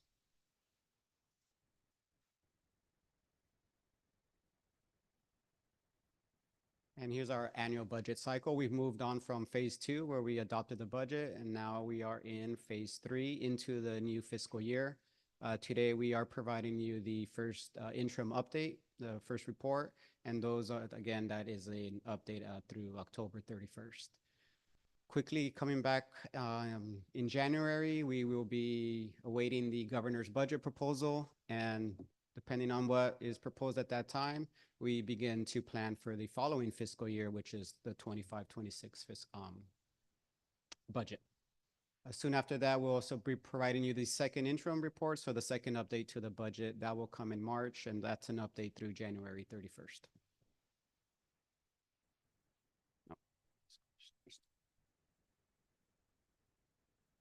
So our recommendation to the board will be positive certification that the district can meet its financial obligations for the current year and the next 2 fiscal years. A reminder, what we want to stay away from are qualified and negative certifications. A qualified certification being that the district may not be able to meet its financial obligations. Again, the word is may not in the current year or the next 2 years. A negative certification is stating that the district cannot meet its financial obligations in the current year or the following year. Again, we are recommending a positive certification, so that is good news. At this time, I will ask Director Metas to talk a little bit about the financial numbers. Good evening. In the next few slides, we're gonna talk about revenues, expenditures, and one-time funds. Here you can see unrestricted and restricted revenues. And unrestricted revenues are funds that you can use as it sees fit to meet the district needs. Restricted are basically funds that are for a specific use. You can see the major contributor for revenues is a local control funding formula, which means we are funded on students in their seats throughout the year. That's why it's so important talking about the communication with parents and engaging to get that ADA up. Other sources of revenue are other local, for example, is CalShape. Federal would be Title I funds. So let's just to show you guys a little bit of where our funds are generated. Here you see unrestricted and restricted expenditure. So the other side, how we're spending. And you can see the major piece of the pie there are salaries and benefits, a little bit of books and supplies. One thing I want to highlight here is our capital outlay, which increased from 0.1% to 2.2%. And one of the sources of that is our excellent maintenance operations facilities team was able to guarantee the CalShape grant for the district, which helps with plumbing and heating and air. So congratulations to them to helping the district get those funds. It's very beneficial to the district and the students. Here we can see the unrestricted, how we're spending our unrestricted funds. And again, the district continues to be a very people-centric district. 93.4% of our expenditures from the unrestricted side are benefits and salaries for staff. The other sides are books and supplies and other operating expenditures. Here's a little recap of our one-time funds. Just a reminder, ESSER funds are now depleted. They are gone. So this will probably be the last time the board sees this on this report. We plan to get rid of the ESSER reporting, and we have 2 other grants that we have about $2.5 million remaining on that, and the district plans to expense those funds in the next couple of years. Here you see an overview from adopted budget to first interim. The major thing I want to highlight here is there is a component from the unaudited actuals, which we brought to you back in September. There was an adjustment in the ending fund balance for 23-24, which affects our beginning balance in 24-25. And that brought up our beginning fund balance to $42.6 million. You can see that adjustment right there highlighted, among other adjustments in revenues and other expenditures that they adjust up and down in the interim reports throughout the year that we bring to you guys, with our estimated ending fund balance for the year being at $36.1 million. And I'll invite Mr. Assistant Superintendent Lara to speak on the multi-year projections. Thank you. So looking ahead to the current and next couple of years, multi-year projection. So every budget's based on assumptions. I share that with the board each time I come up. And those assumptions are based on the information that we know today from various sources. They will change and they do change over time. But again, we're working off the information that we know today. Our current 1.07 COLA says projected, but it's our current COLA, obviously a very anemic COLA during this year. But that is what we're working with. We've made some adjustments, slight adjustments to declining enrollment over the next several years. The numbers have improved slightly. I will talk a little bit about that a little bit more in the next slide, the declining enrollment slide that we have there. STRS and PERS continues to be an impact to the district and expenditures there. Our health and welfare rates continue to rise. They rose 6% this year from last year. And the cost of doing business within special education, those costs continue to increase also each and every year. Here's our declining enrollment, and I said that we have just adjusted the numbers. It's a slightly better outlook over the next several years. We're still expected to decline. This year, we had projected a higher number loss. I believe 196 was our projected decrease. We are at 136. So that does help us, but we're still losing kids. So again, that number is better than we had projected or estimated. So we've adjusted the enrollment over the next couple of years. Although the outlook is better, it's still a 10% decrease over the next 3 years. So it's still impacting us. And here a reminder of our COLA. Again, I talked about the anemic COLA that we're currently receiving at 1.07%. Although that is an increase it seems like it's an increase in revenue. It really is not when you're a district in declining enrollment. So our 23-24 funded ADA at a little bit over 4,100. You see now it's a decrease of about 400. And how does that impact the district revenue wise? You see a drop in revenue about $5.5 million. So again, a COLA, when it's so small, does not even, that 1.07 doesn't even keep up with our fixed costs, which average about 3% every year. So that $5.5 million decrease is a percent of 9.26 decrease over 1 year. That's just 1 year.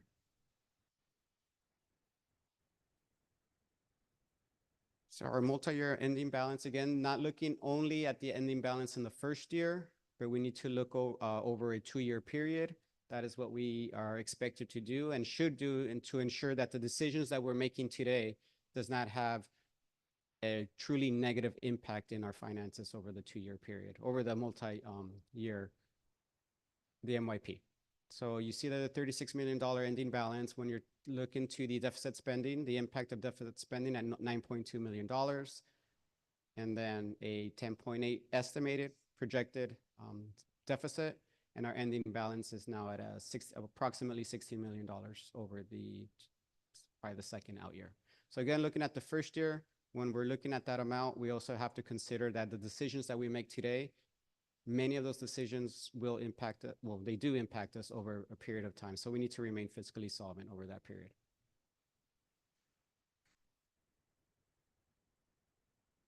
The components of our ending balance, and a reminder to the board that when we're talking about the ending balance, sometimes we hear the reserve, or we mix up the reserve with the ending balance.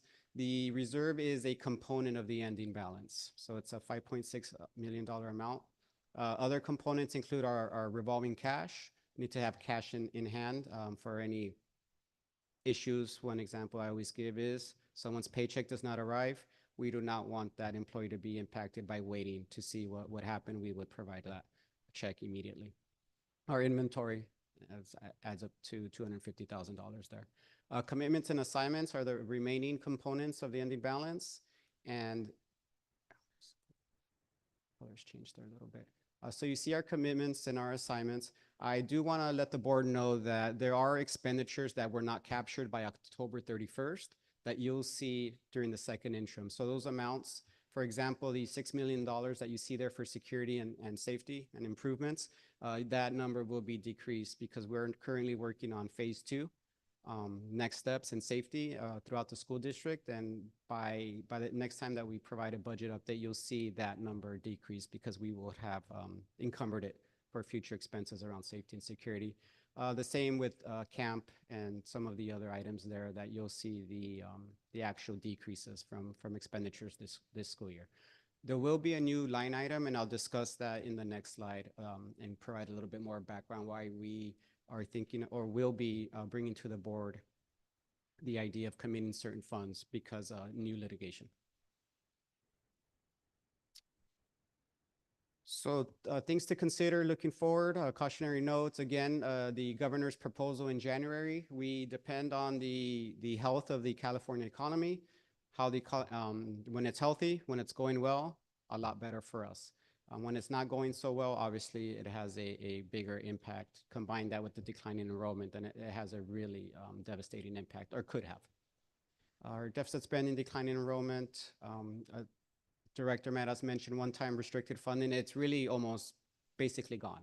So that helped us in the last few years. It helped us continue our day-to-day operations and being able to have certain, implement certain programs or staffing. But we really need to look at that going away and thinking about how else we're going to fund those things. Assembly Bill 218, I'm not sure, I know I provided a board update, but it's been a while. So just to give you a refresher, that is new sexual abuse litigation that will be impacting many districts or all districts throughout, most districts throughout California, South Bay being one of them. And that law extended the statute of limitations, sexual abuse claims from, well, the period that will impact South Bay is from 1996 to 2008. So any new claims coming from that time period, we will be responsible for contributing whatever result comes from that. So currently, we receive updates every March from the School Excess Liability Fund, which is the JPA that we were a part of back then, which is why we're paying out now. At this time, we're budgeting about $200,000 a year for current payouts. Now, that can hopefully decrease if there aren't any new claims, but if there are new claims and a court awards somebody $100 million, well, we need to prepare for that. So, which is why I say we need to, in the previous slide, really look at an amount there that we want to have a healthy balance for, again, not knowing what future expenditures will come from there. And we're in negotiations, obviously, you know that. And another thing to really consider, which may have I will say will have an impact on our district, is that there's a new president and administration coming into office in January. A lot of unknowns come with that, but there is things already said out loud, and that things like deportations. When our families hear that, it can have an impact with it. Well, I'm going to say it probably will have an impact on whether or not they choose to enroll or stay. It depends, right? So again, just hearing about it, I think will have an impact. Whether it happens or not, it still will have an impact, being a district that's so close to the border. So something for us to monitor and to really stay up to date with. Again, just things we're hearing, but we have to just be ready to prepare for that. I have a question, Mr. Lara. I want to go back up to Assembly Bill 218. Are those any new claims in our district only? Can you talk about that a little bit? Yeah. So when you're part of a JPA, you're really just pooling. I think this came about in the 90s, really, when there were a lot of difficulties with districts getting insurance on their own. So some of the strategies for school districts were to come together and pool, and then kind of take on the contributions, liability contributions coming from any type of lawsuit. But because you're pooling, you are contributing if there's a lawsuit from another district. So if those districts that are part of the pool, if there's a lawsuit there, every district needs to contribute their piece. So as of now, and thank you for being able to clarify this, these aren't coming from South Bay. These are coming from anyone who was part of the SELF back in the 90s or during this time period. So other districts who are being sued, we are also responsible for part of that contribution, whatever the result is of that lawsuit. Thank you. And of course, the benefit of that is, if South Bay, if something came forward in South Bay, we would be able to share, the cost with other districts. So we wouldn't be paying the whole amount if it was a claim in our district. But the bad side is that when something comes up in another district, then we have to also share that cost. Good and bad in both. And back in that time, the majority of school districts were part of the SELF. So we're really looking at many, many districts. And our next steps, I mentioned the governor's budget proposal. As soon as his proposal comes out, we begin working on next year's budget, but we continue to work on the current budget. So we're working on both at that time. And whatever information comes from there, you'll be receiving that update. The second interim update in March will come to you in March, but that update is through January 31st.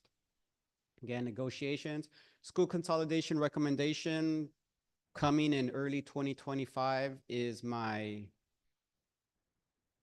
was going to say my wish, but I'm going to say I'm assuming it will come early in 2025 as far as a recommendation. And again, we continue to look at ways to reduce expenditures, be responsible when receiving the revenue that we do, and ensuring that we're fiscally solvent over the multi-year projection.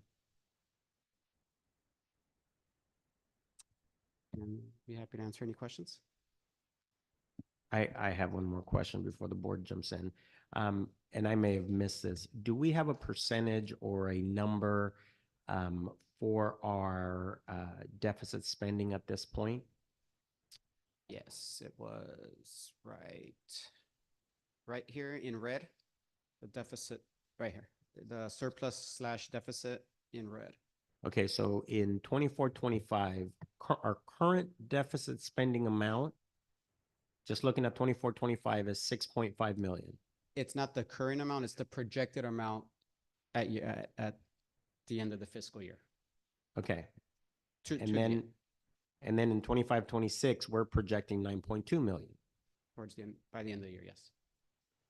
Can you By talk? the end, by the end of the 25-26 year, yes. Okay, can you talk a little bit about how that number is, how is that deficit spending, how is that created? What's happening? So Director Metas showed the 93% salary, where expenditures are, the unrestricted expenditures, 93% are people. We're a school district. Of course, we work with kids. We're not using AI, we're humans, and we're interacting, right, and working with our kids.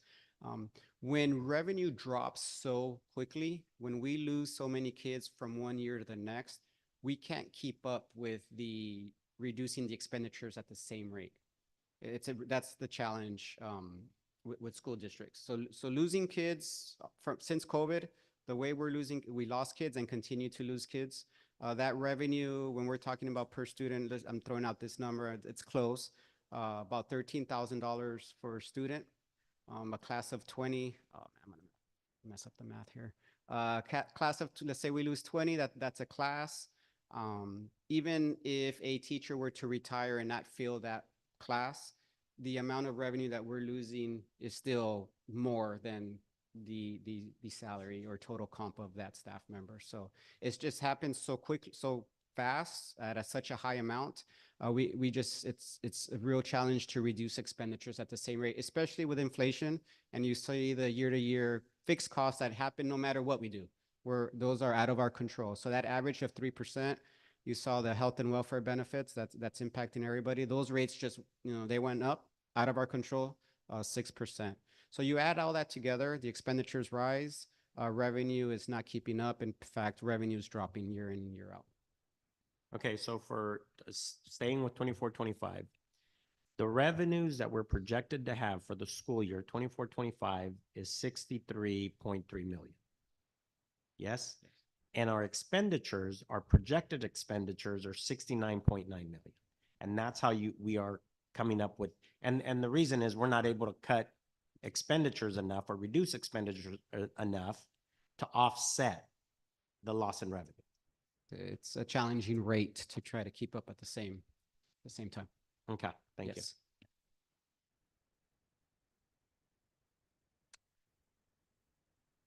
Just got a quick question.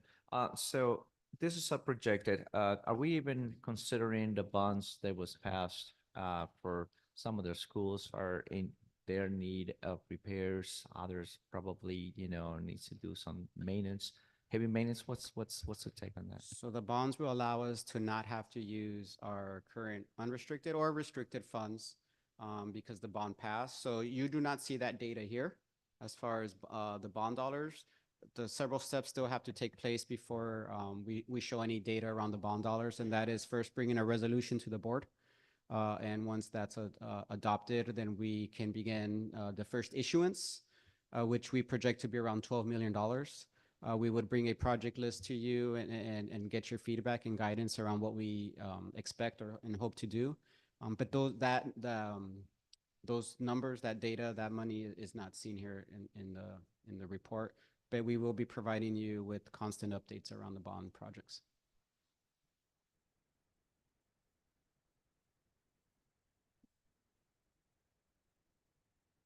Thank you, Madam President. Thank you very much for your report. I always look for the friendly budget that gives the schools budget and it's by school and then the overall and it's, user friendly. I haven't seen that for a while. I think our parents would be interested to see how much money that, say, Oneonta gets and how the money is spent. I think we need to, Superintendent, we need to share that a little bit more in our parent engagement groups, how our schools are funded and where that money goes to. Because parents think that they need to buy supplies. And that's the wrong message that we need to send. That's the wrong message. On the bond thing, I'm glad you brought that up. I've been doing a little studying about this. What is our district rating at this point, with this money, with our ending balance at this minute, okay? What would be our rating when we go out to a bond? Because we have so much. I believe our last rating, our Moody's credit rating, our last issuance, I want to say it was A+. Now A+ sounds like the highest. It's not the highest rating. But I can provide that update in a Friday board update. But we are in a credit rating place where it's a good rating. Not the best rating, but we are in a good rating as far as districts wide. But this was the last rating we received was during our last issuance, which was Measure X. What that rating will be moving forward, it will depend on the credit rating agencies.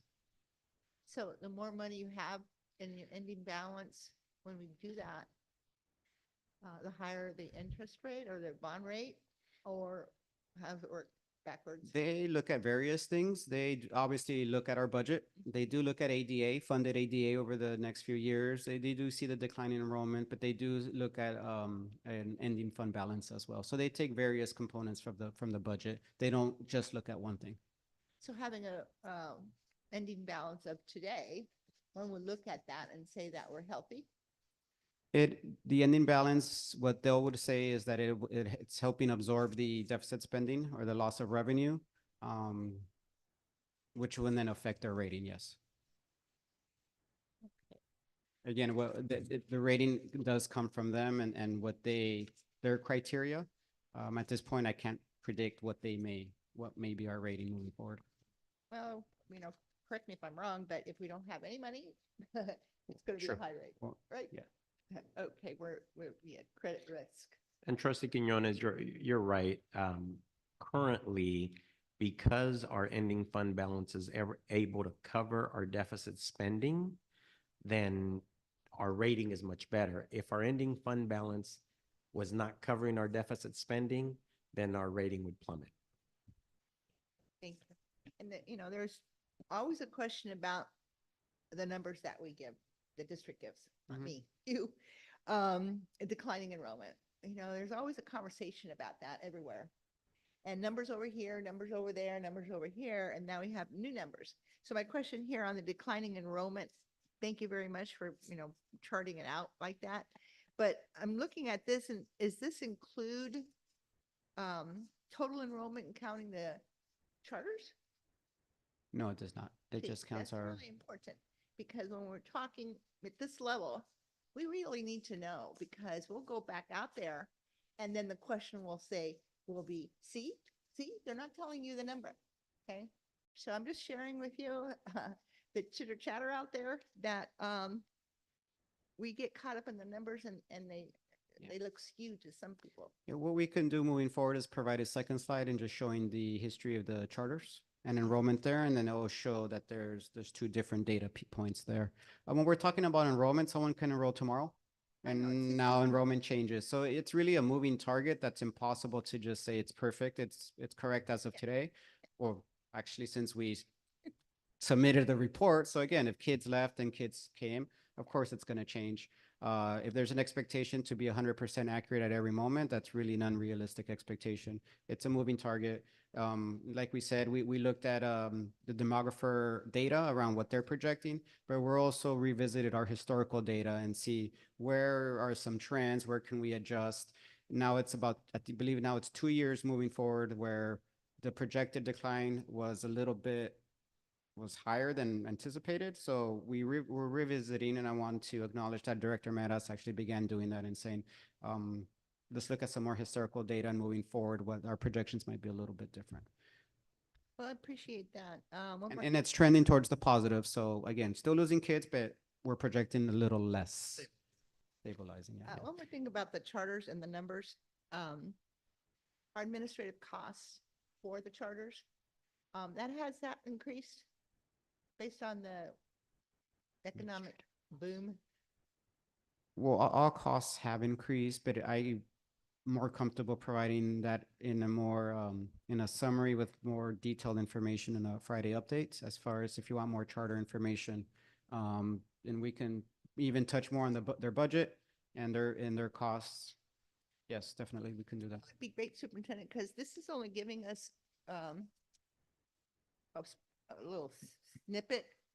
It doesn't give us all the 3 LEAs. And so that would be helpful maybe in a Friday update. Thank you. Thank you. Thank you. Thank you so much for this. Would it also be appropriate during these presentations to give like little snippets of how we compare statewide? When we look at, well, just like we have this ending fund balance, and we hear like we have all this money, but going to the most recent conference that I went to, that most districts in California are sitting on the biggest ending fund balance they've had in a long time because of one-time funds, and when we look at how much we spend on people, how do we compare to other school districts in California? Like, I really appreciate this, but I also really appreciate the big picture, so that it doesn't look like our situation is unique. Like we are in the same boat as many other districts. You know what I mean? I don't know if that, or maybe that's a different presentation, or. So we go with the direction of the board. So if there's an ask of providing new information during these presentations, we're definitely open to it. I will recommend that you share that with our superintendent, what would be by second interim. Again, we go with your direction. Some additional information will be helpful to the board. We'll be happy to present that. Yeah, and I would add, just give me some specifics. That way staff can really focus in on whatever information that is.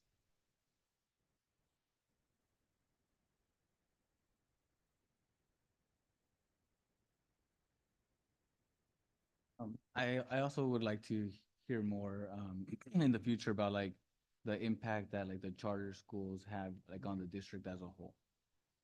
Definitely. Yeah, thank you. And you're just talking about financially, the fiscal impact.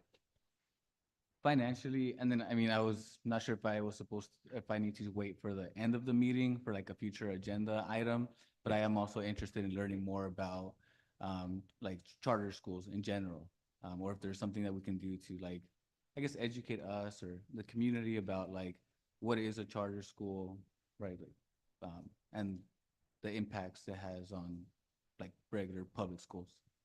Okay.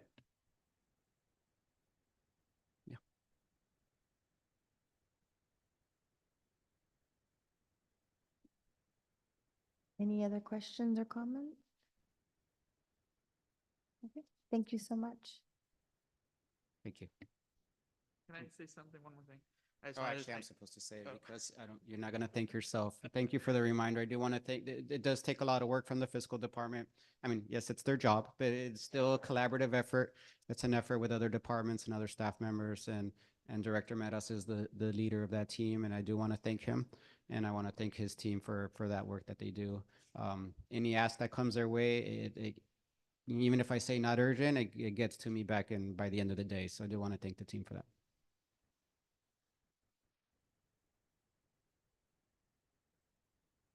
We need a motion.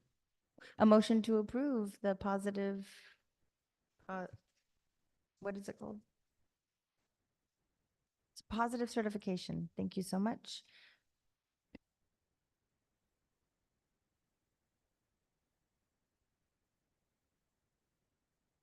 All for the vote?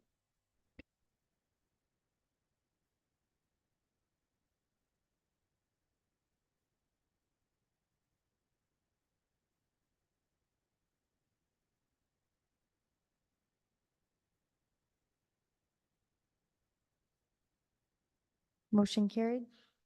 Thank you.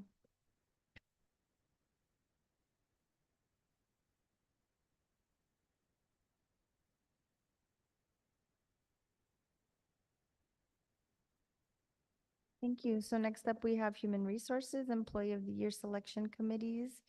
We recognize Assistant Superintendent Melissa Griffith and recommend 2 community members to serve on the Employee of the Year Selection Committees for certificated and classified staff. Good evening, President Liker, Board of Trustees, and Superintendent. Tonight, I am here requesting for the board to recommend 2 community members to serve our Employee of the Year Committee. We would like to start with the certificated recommendations first. So I will take your recommendations for certificated staff committee members. Madam President, I would like to nominate, I don't know if that's the right word, but for certificated, the certificated committee would be Mitchell McKay, our pro tem mayor of Imperial Beach.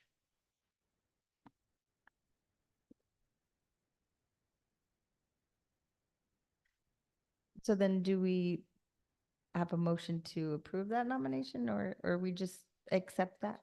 Does anybody else have any recommendations?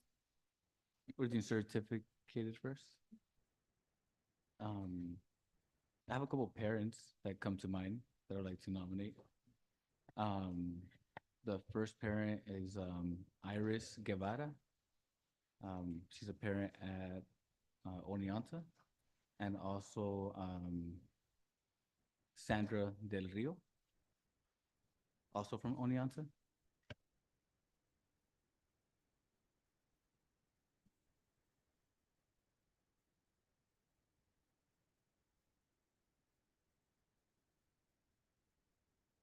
So do we then choose out of the 3 to pick 2 or? So you're recommending the nominations, and then you will decide on those together. And then the Human Resources Department will reach out to the folks that you've recommended. And then from there, we'll determine who is interested in moving forward. Okay. Thank you so much. All right. Thank you. I have it. We have everyone on the list for certificated. Are there any other nominations for certificated? Oh. Right. Next, we will move over to our classified committee. So if you could provide me with any nominations for our classified committee, that would be helpful. Thank you. My apologies, Melissa, we need to vote on the certificated and then Do you- move on to classified. Do you want to vote on them separately? Yeah, Okay. yes, that's the way it was posted. Okay. So that's gonna come up on. Can we nominate a teacher, right? Correct? We're looking for community members to serve on the certificated committee for our teachers. Okay, I get it.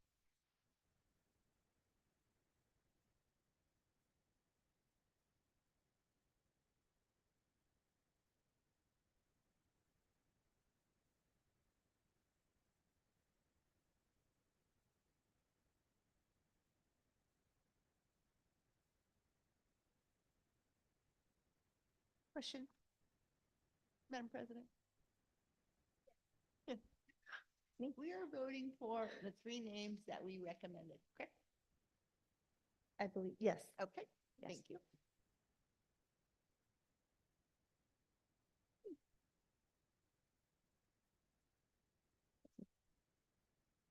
The motion carried for those three nominations. Thank you so much for the nominations.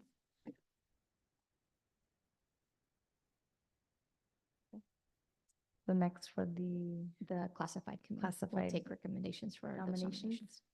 I'd like to recommend, that's the right word, recommend for the classified committee, Jack Fisher, our city council member.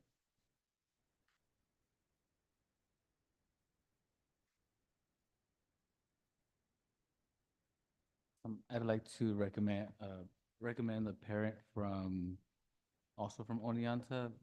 Her name is Valerie Fernandez. Any other recommendations?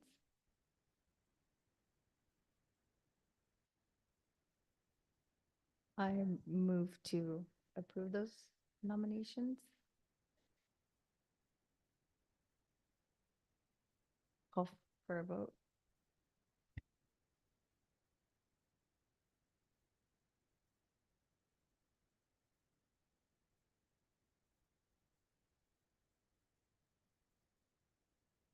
Motion carried 5-0.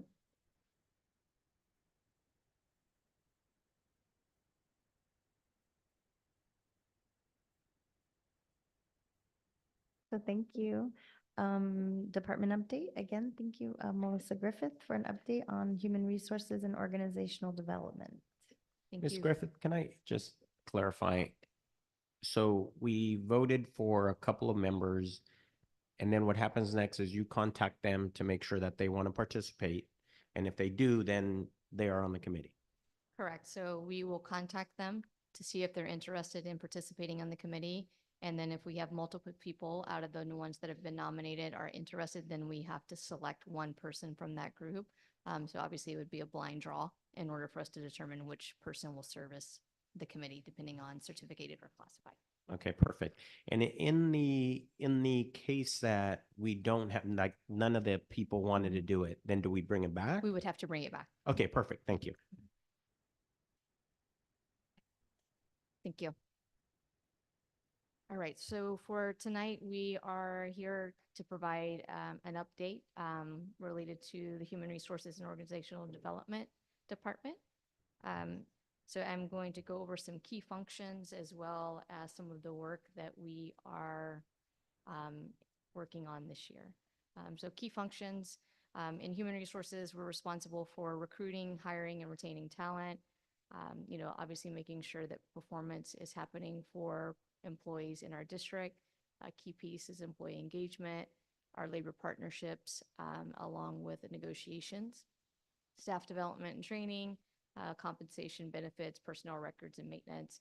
As you all know, we are currently in negotiations with our teachers union. We recently, some time ago, sealed our negotiation deal with our classified unit. We will continue negotiating with SWATA when we return from winter break. So those are the main functions that our department works on throughout the year. We have some current projects and events that we've been working on. As you know, we just voted on making some recommendations for the Employee of the Year event, which is one of our big events to where we highlight our employees. We are responsible for that event.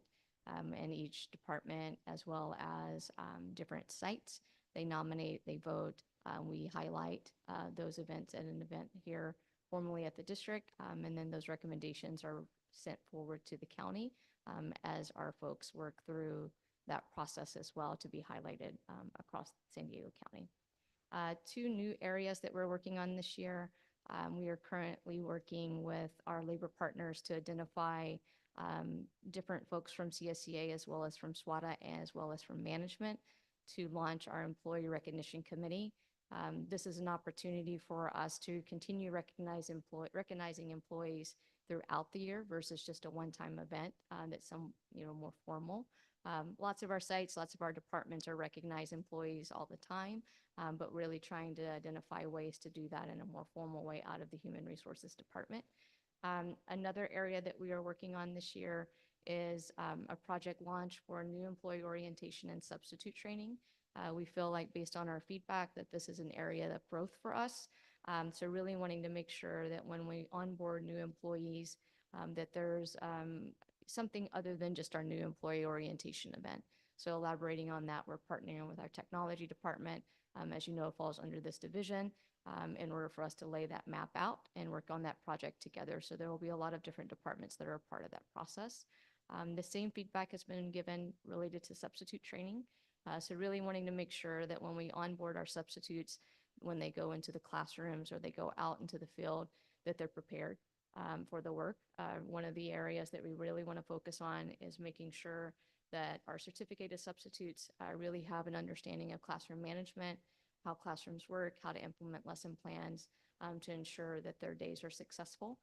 As we know, we need substitutes, but we want to make sure that they feel confident about their work. And we also want to make sure that when they're in a classroom, that our teachers and students are comfortable with the work that they're doing when they're away. Employee recruitment. This is an ongoing function of HR. We participate in internal and external job fairs. Many of you have probably noticed that we have some of those here throughout the year, either at a school site, we advertise for them on the community, we have them on our marquees, we might do that here at Burris Auditorium. We do that multiple times throughout the year, so that's what we refer to as an internal job fair when we're looking for different people within the community.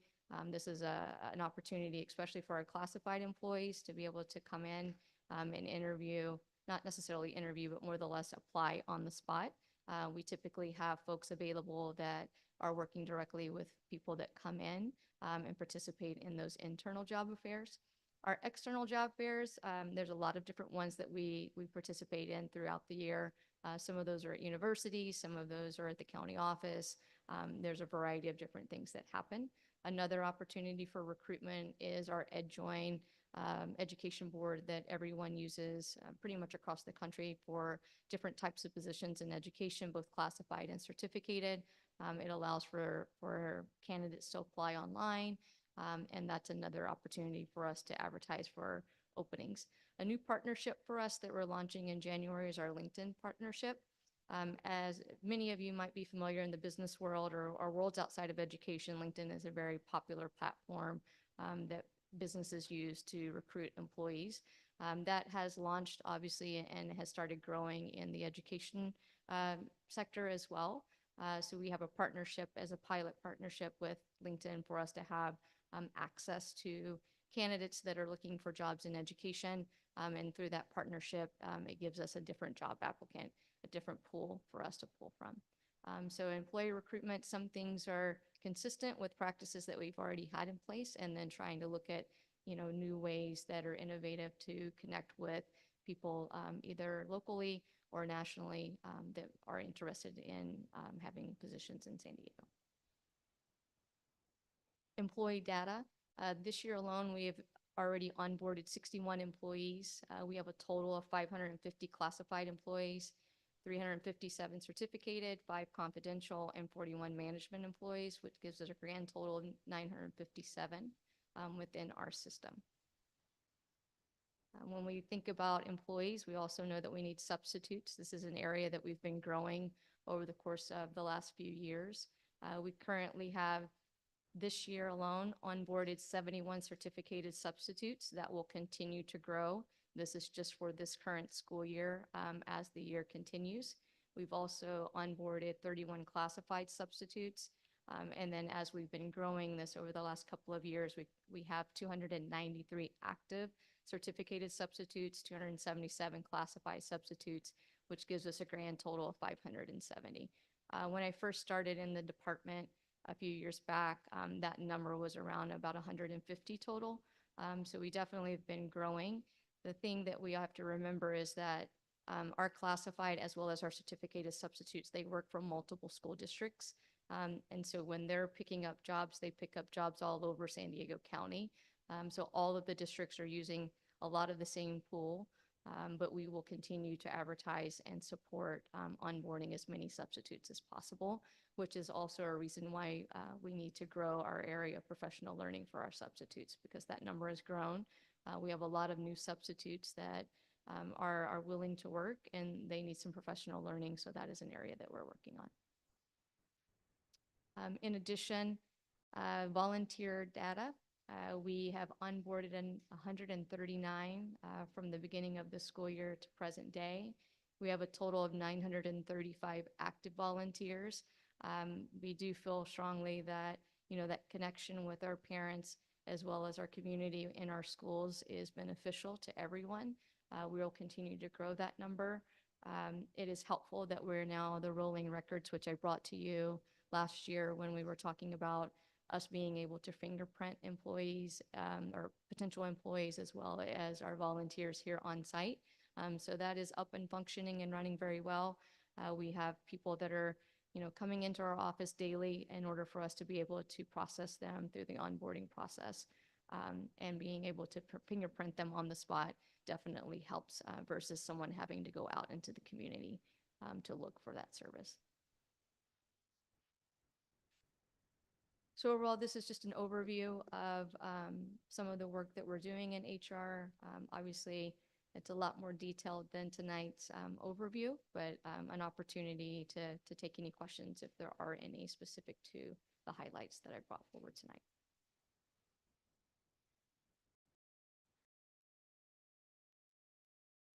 Thank you so much for your presentation. I think it's an eye opener. So so you did mention about this active current job positions right now. We're still hiring. Is that correct?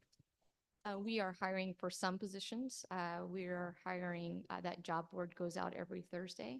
So we do have some certificated positions that we're hiring for, and we have some classified positions that we're hiring for. Just to classify, how about the certificated positions also as well? Yes, we are still looking for a special education teacher. We have all of our positions are currently filled either with the new people that we will hopefully approve tonight in the consent calendar when you get to that part of the agenda. We have 2 agency folks that are currently still in our special education classrooms that we are still hiring for, but those are the only 2 that are left. Thank you. For certificated, we have a few more for classified as well.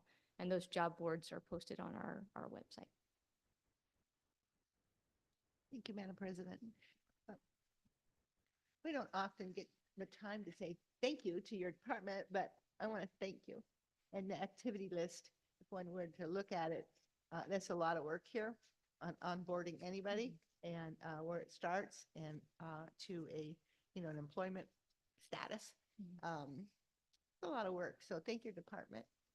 And I'm really happy to hear about the onboarding of volunteers and the ability to come and share those numbers with us. And a lot of people ask, what do I do? I send them your way. But one real quick question, if I may. What is the turnaround after someone comes there and said, I'd like to be So a volunteer? It varies. There are some times that prints are delayed, which we don't necessarily have control over that. We print, give or take, typically 6 weeks for some people, though some folks can turn around in 2 weeks. So, it's definitely anywhere from 2 to 8 weeks. But typically if something is happening in there, we're notified that there's a delay of some kind. And a delay isn't always something negative. It just sometimes through the DOJ, those prints don't necessarily populate as quickly. So Thank you so much for your presentation. thank you.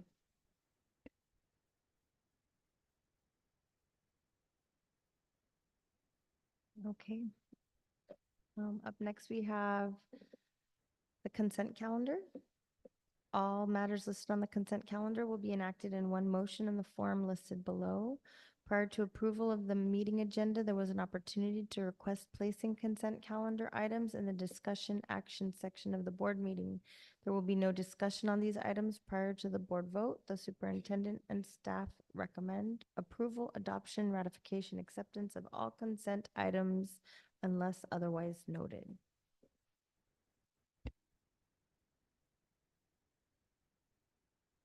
Do I have whoa, do I have a motion to approve the consent calendar?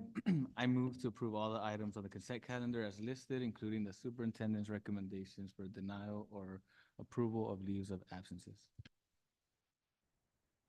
Yeah, I second that.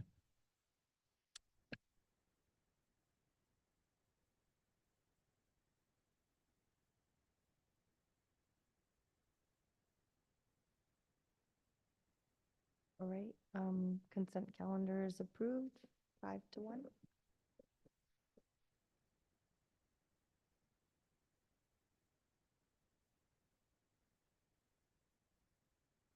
Okay, so.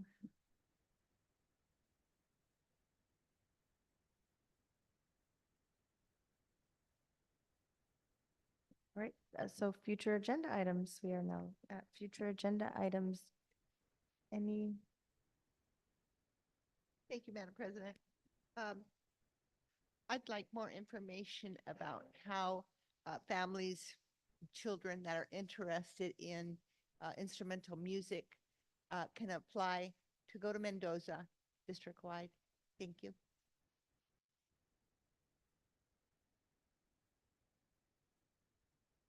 Anything else?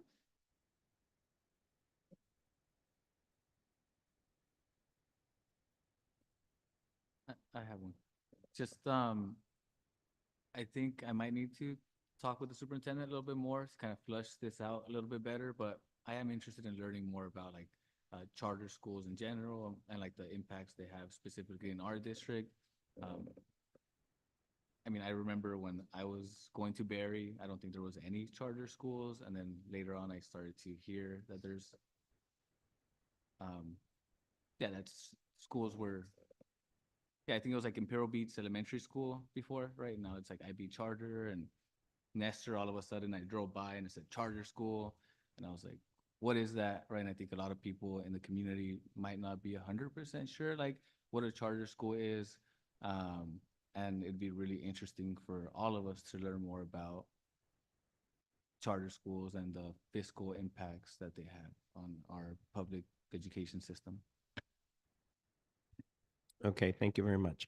So what I'm hearing, and we can talk about it a little bit more, that way we get the right information. But what I'm hearing is you want a presentation that talks about what charter schools are, number one. That's the first step. Let's talk about just what a charter school is. And then number two, it sounds like you want to know the kind of the history of charter schools in our district specifically. And then what are the impacts of charter schools on our district? So we're very focused to our district. Yeah, correct. Yes, perfect. And sorry, if I could just add, like maybe not just like the charter schools in our district, but even like the charter schools in our region, right? If there's any way to get information on that as well.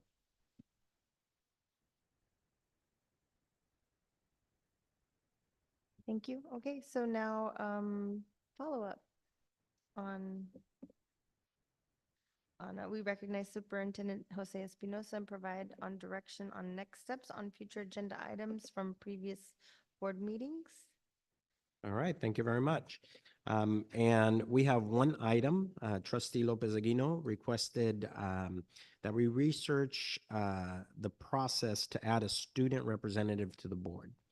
The research that we have done really points to student representatives being high school students.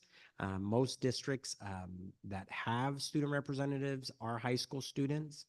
I did identify a couple of districts that start with middle school students, but what they're doing with the middle school students is really preparing them, because they're K-12 districts, they're preparing them to be high school representatives. So I didn't really identify any schools with middle school students that are participating. And the CSBA policies are all written around high school students. I do have a suggestion. I think that we can establish a student advisory committee where a couple of board members could be part of the committee, as well as myself. And we could meet students, once a trimester, so 3 times a year, maybe, beginning of the year, middle, end of the year. And, really look at how we can elevate their voice and their experiences here in our school district. So I would offer that as a suggestion. Yeah, I think that's great. And I would like to be, if possible, part of like the process of like developing like the program or curriculum, whatever we want to call it. Any discussion among the board? If I could add to that request, a letter was sent out to the families about attendance recently. And if you're agreeable to amend your request for student advisory group, that we could add that piece to it about attendance and how the district is recognizing perfect attendance and why. I think it started January to June, right? So we're going to recognize them probably when we do our scholars, but you're okay with that? Sure. I mean, I'm not sure exactly how. Could you explain a little bit more how it like it would work? Well, the district sent out a letter to families about recognizing perfect attendance from January to June. Well, we got voices from both sides about that, and mixed messages, I should say. And why are we doing that now?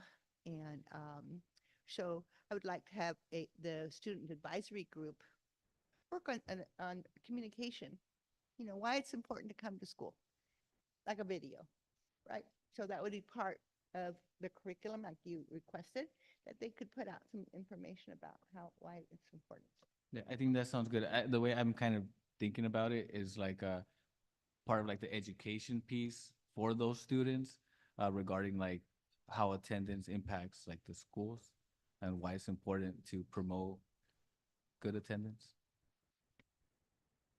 Because just to clarify a little bit, like my idea behind this is to like get more students like in a younger age to understand the way that like our government works in general, right? Because like our schools are impacted by the way our government operates. And like, I mean, I think I learned like in high school that, we got paid for attendance, right?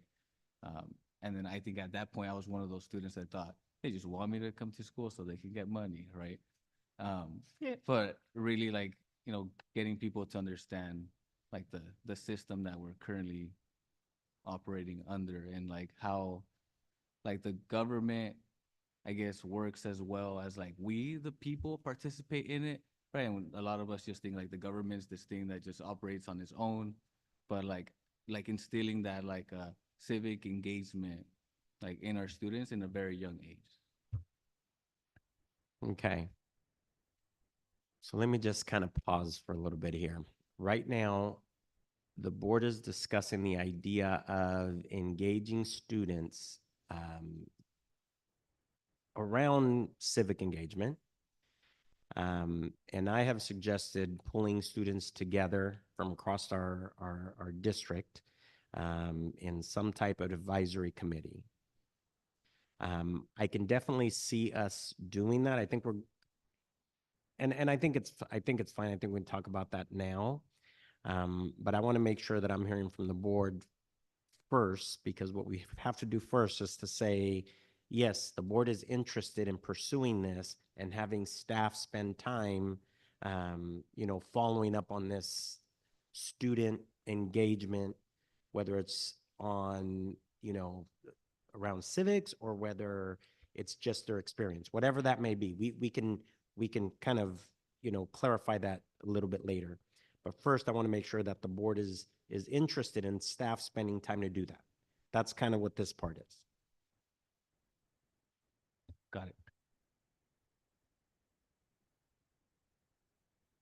Any more discussion or questions?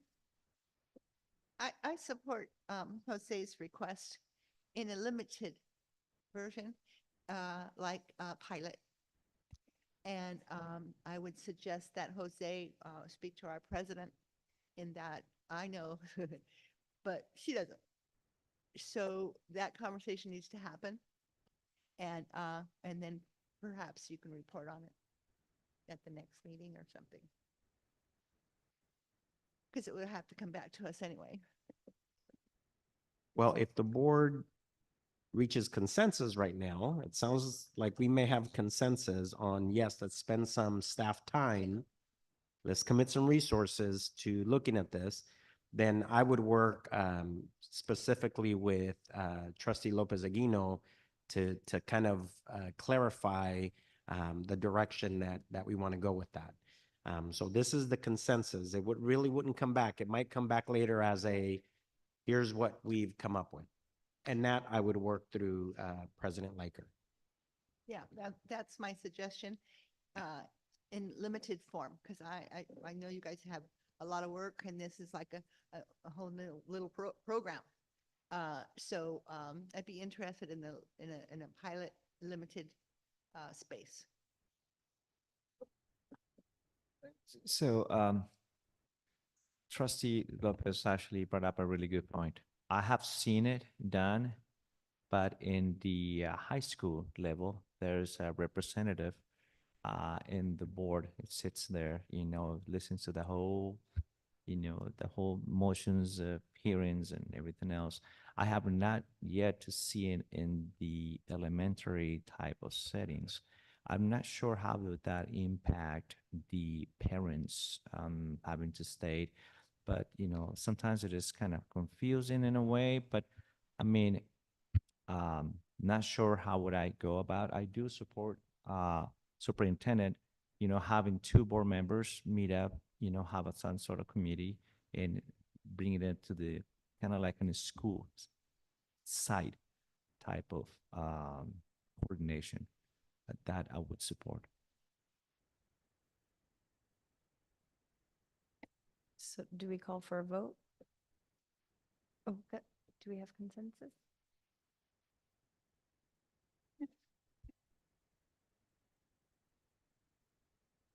Madam President, before we go forward, I know it's not on here, but it should be. And I think you should know. Last Tuesday, I met with the superintendent and Amy Cooper. Last Tuesday at 1:30 to 2:30.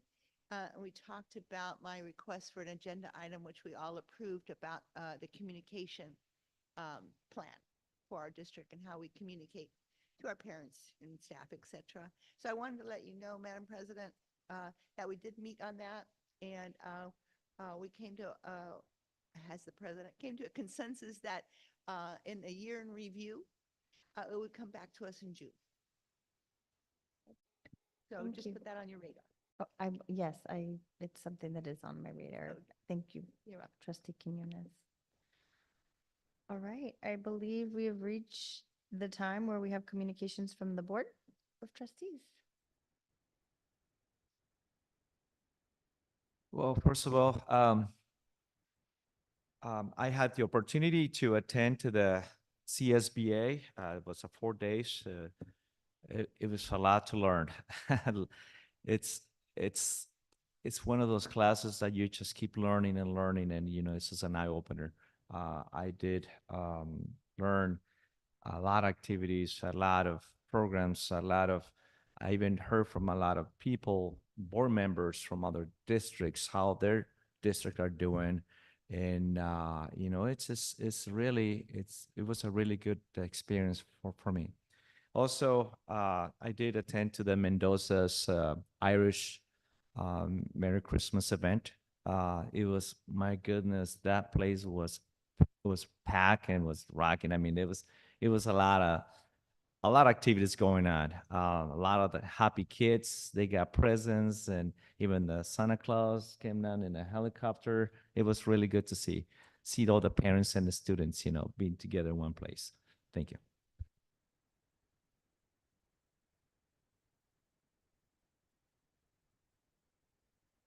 I just want to thank everybody for staying here till the end of the meeting. I don't know if you have to, but appreciate you all, your hard work this year. This year has been extremely tough, and who knows what next year is going to look like. But I think that we're making a lot of strides. I'm really excited to see like the soccer program that I believe started this year. And, just continuing to figure out how we work together with like the district staff and the teachers and getting the community involved. So I'm really excited to continue to serve on this board. Thank you for nominating me to be the vice president. And, I wish you all have a nice break, get some rest, and, come back ready to keep going, keep doing your thing. So thank you all, and hope you all have a good night.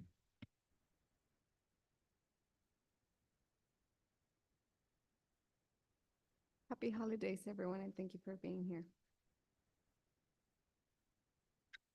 Thank you, Madam President, and congratulations on your presidency. I look forward to your leadership.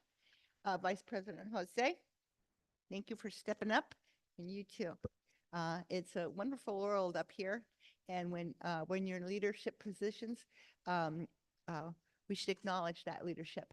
And so I appreciate you coming forward and doing that for us. And when the torch is passed, it's really important that we all stand together as one. So, and with that, I'd like to report out my activities for the month, if I may, Madam President. I know it's late, but I've done a lot of things. Okay. So let me begin. On the 21st of November, I attended a webinar. And these two webinars that I'm going to share, I shared with the board and asked if you had any questions to speak to the superintendent. And so the 21st was spotting the signals, understanding behavioral threats and assessment. Came with a video, it was live webinar. I got the slides and the webinar and I sent it forward. On the 24th of November, which was Turkey Day at Dairy, it was over 130 turkeys and parents lined up and in the car parade and on the sidewalk. So that was really fun to do. And I want to send a thank you card, if we could, Madam President, to Vivian Moreno, who sponsored the event. And she's the council member of San Diego. We don't hear too much from San Diego, so it's really important to push them up. Thank you. Let's see. On December 2nd, I was at the LCAP Advisory Committee. I attended that. On the 4th of December, I was at the IB City Hall meeting as your president, representing our school district for the second grade fire posters winners. They're second graders. And I think it was Central and Oneonta, and we had an Oneonta teacher and a principal there. So I was really proud to do that. The 10th, I was with the superintendent from 1:30 to, I don't know what time. On the 10th, also at 3:30. On the 10th, also, I attended the Facilities Asset Management Committee, the SAC committee. So I was there. I had a long day. On the 11th, again, I attended a webinar, a live discussion on threat assessment strategies and best practices. And that was put on by the Tennessee Board of Trustees, the state of Tennessee. So it's really interesting to hear here and here. And the first one I went to on the 21st was hosted by CSBA, but the panelists were the superintendent of Sweetwater, their assistant soup, and a board member. So it was really something that I could, think that was about us. So I was glad to do that. On the 13th, I attended the Bull Cup for the soccer games. It was really fun and it was freezing. And Janet was with me. And so the girls, Nestor versus Mendoza, it was a Nestor win. And all the excitement that goes with that, and the trophies like this big. Okay. So, and then the next game, it was a double hitter, boys, Nestor versus Oneonta, and Oneonta came out with the win. So congratulations to both schools. And again, thank you, trustees, Superintendent Amy, management team. You're always here. I know it's late, but it's a long day. The day is long, but what we do in the moment is what matters. And I want to thank all of you for doing it in the moment and all year and staying as long as you can. And with that, I wish everybody a happy holiday and a happy new year. Thank you. Thank you, Madam President. Thank you so much. Thank you for your nominating and electing me as your board president. It's an honor. I hope to serve the board well. This month I went to my third annual education conference for the California School Board Association. There's so many great, amazing sessions. It's sometimes really hard to choose which ones we're going to go to. But what I thought was amazing about our team was we all kind of had different interests. So we could,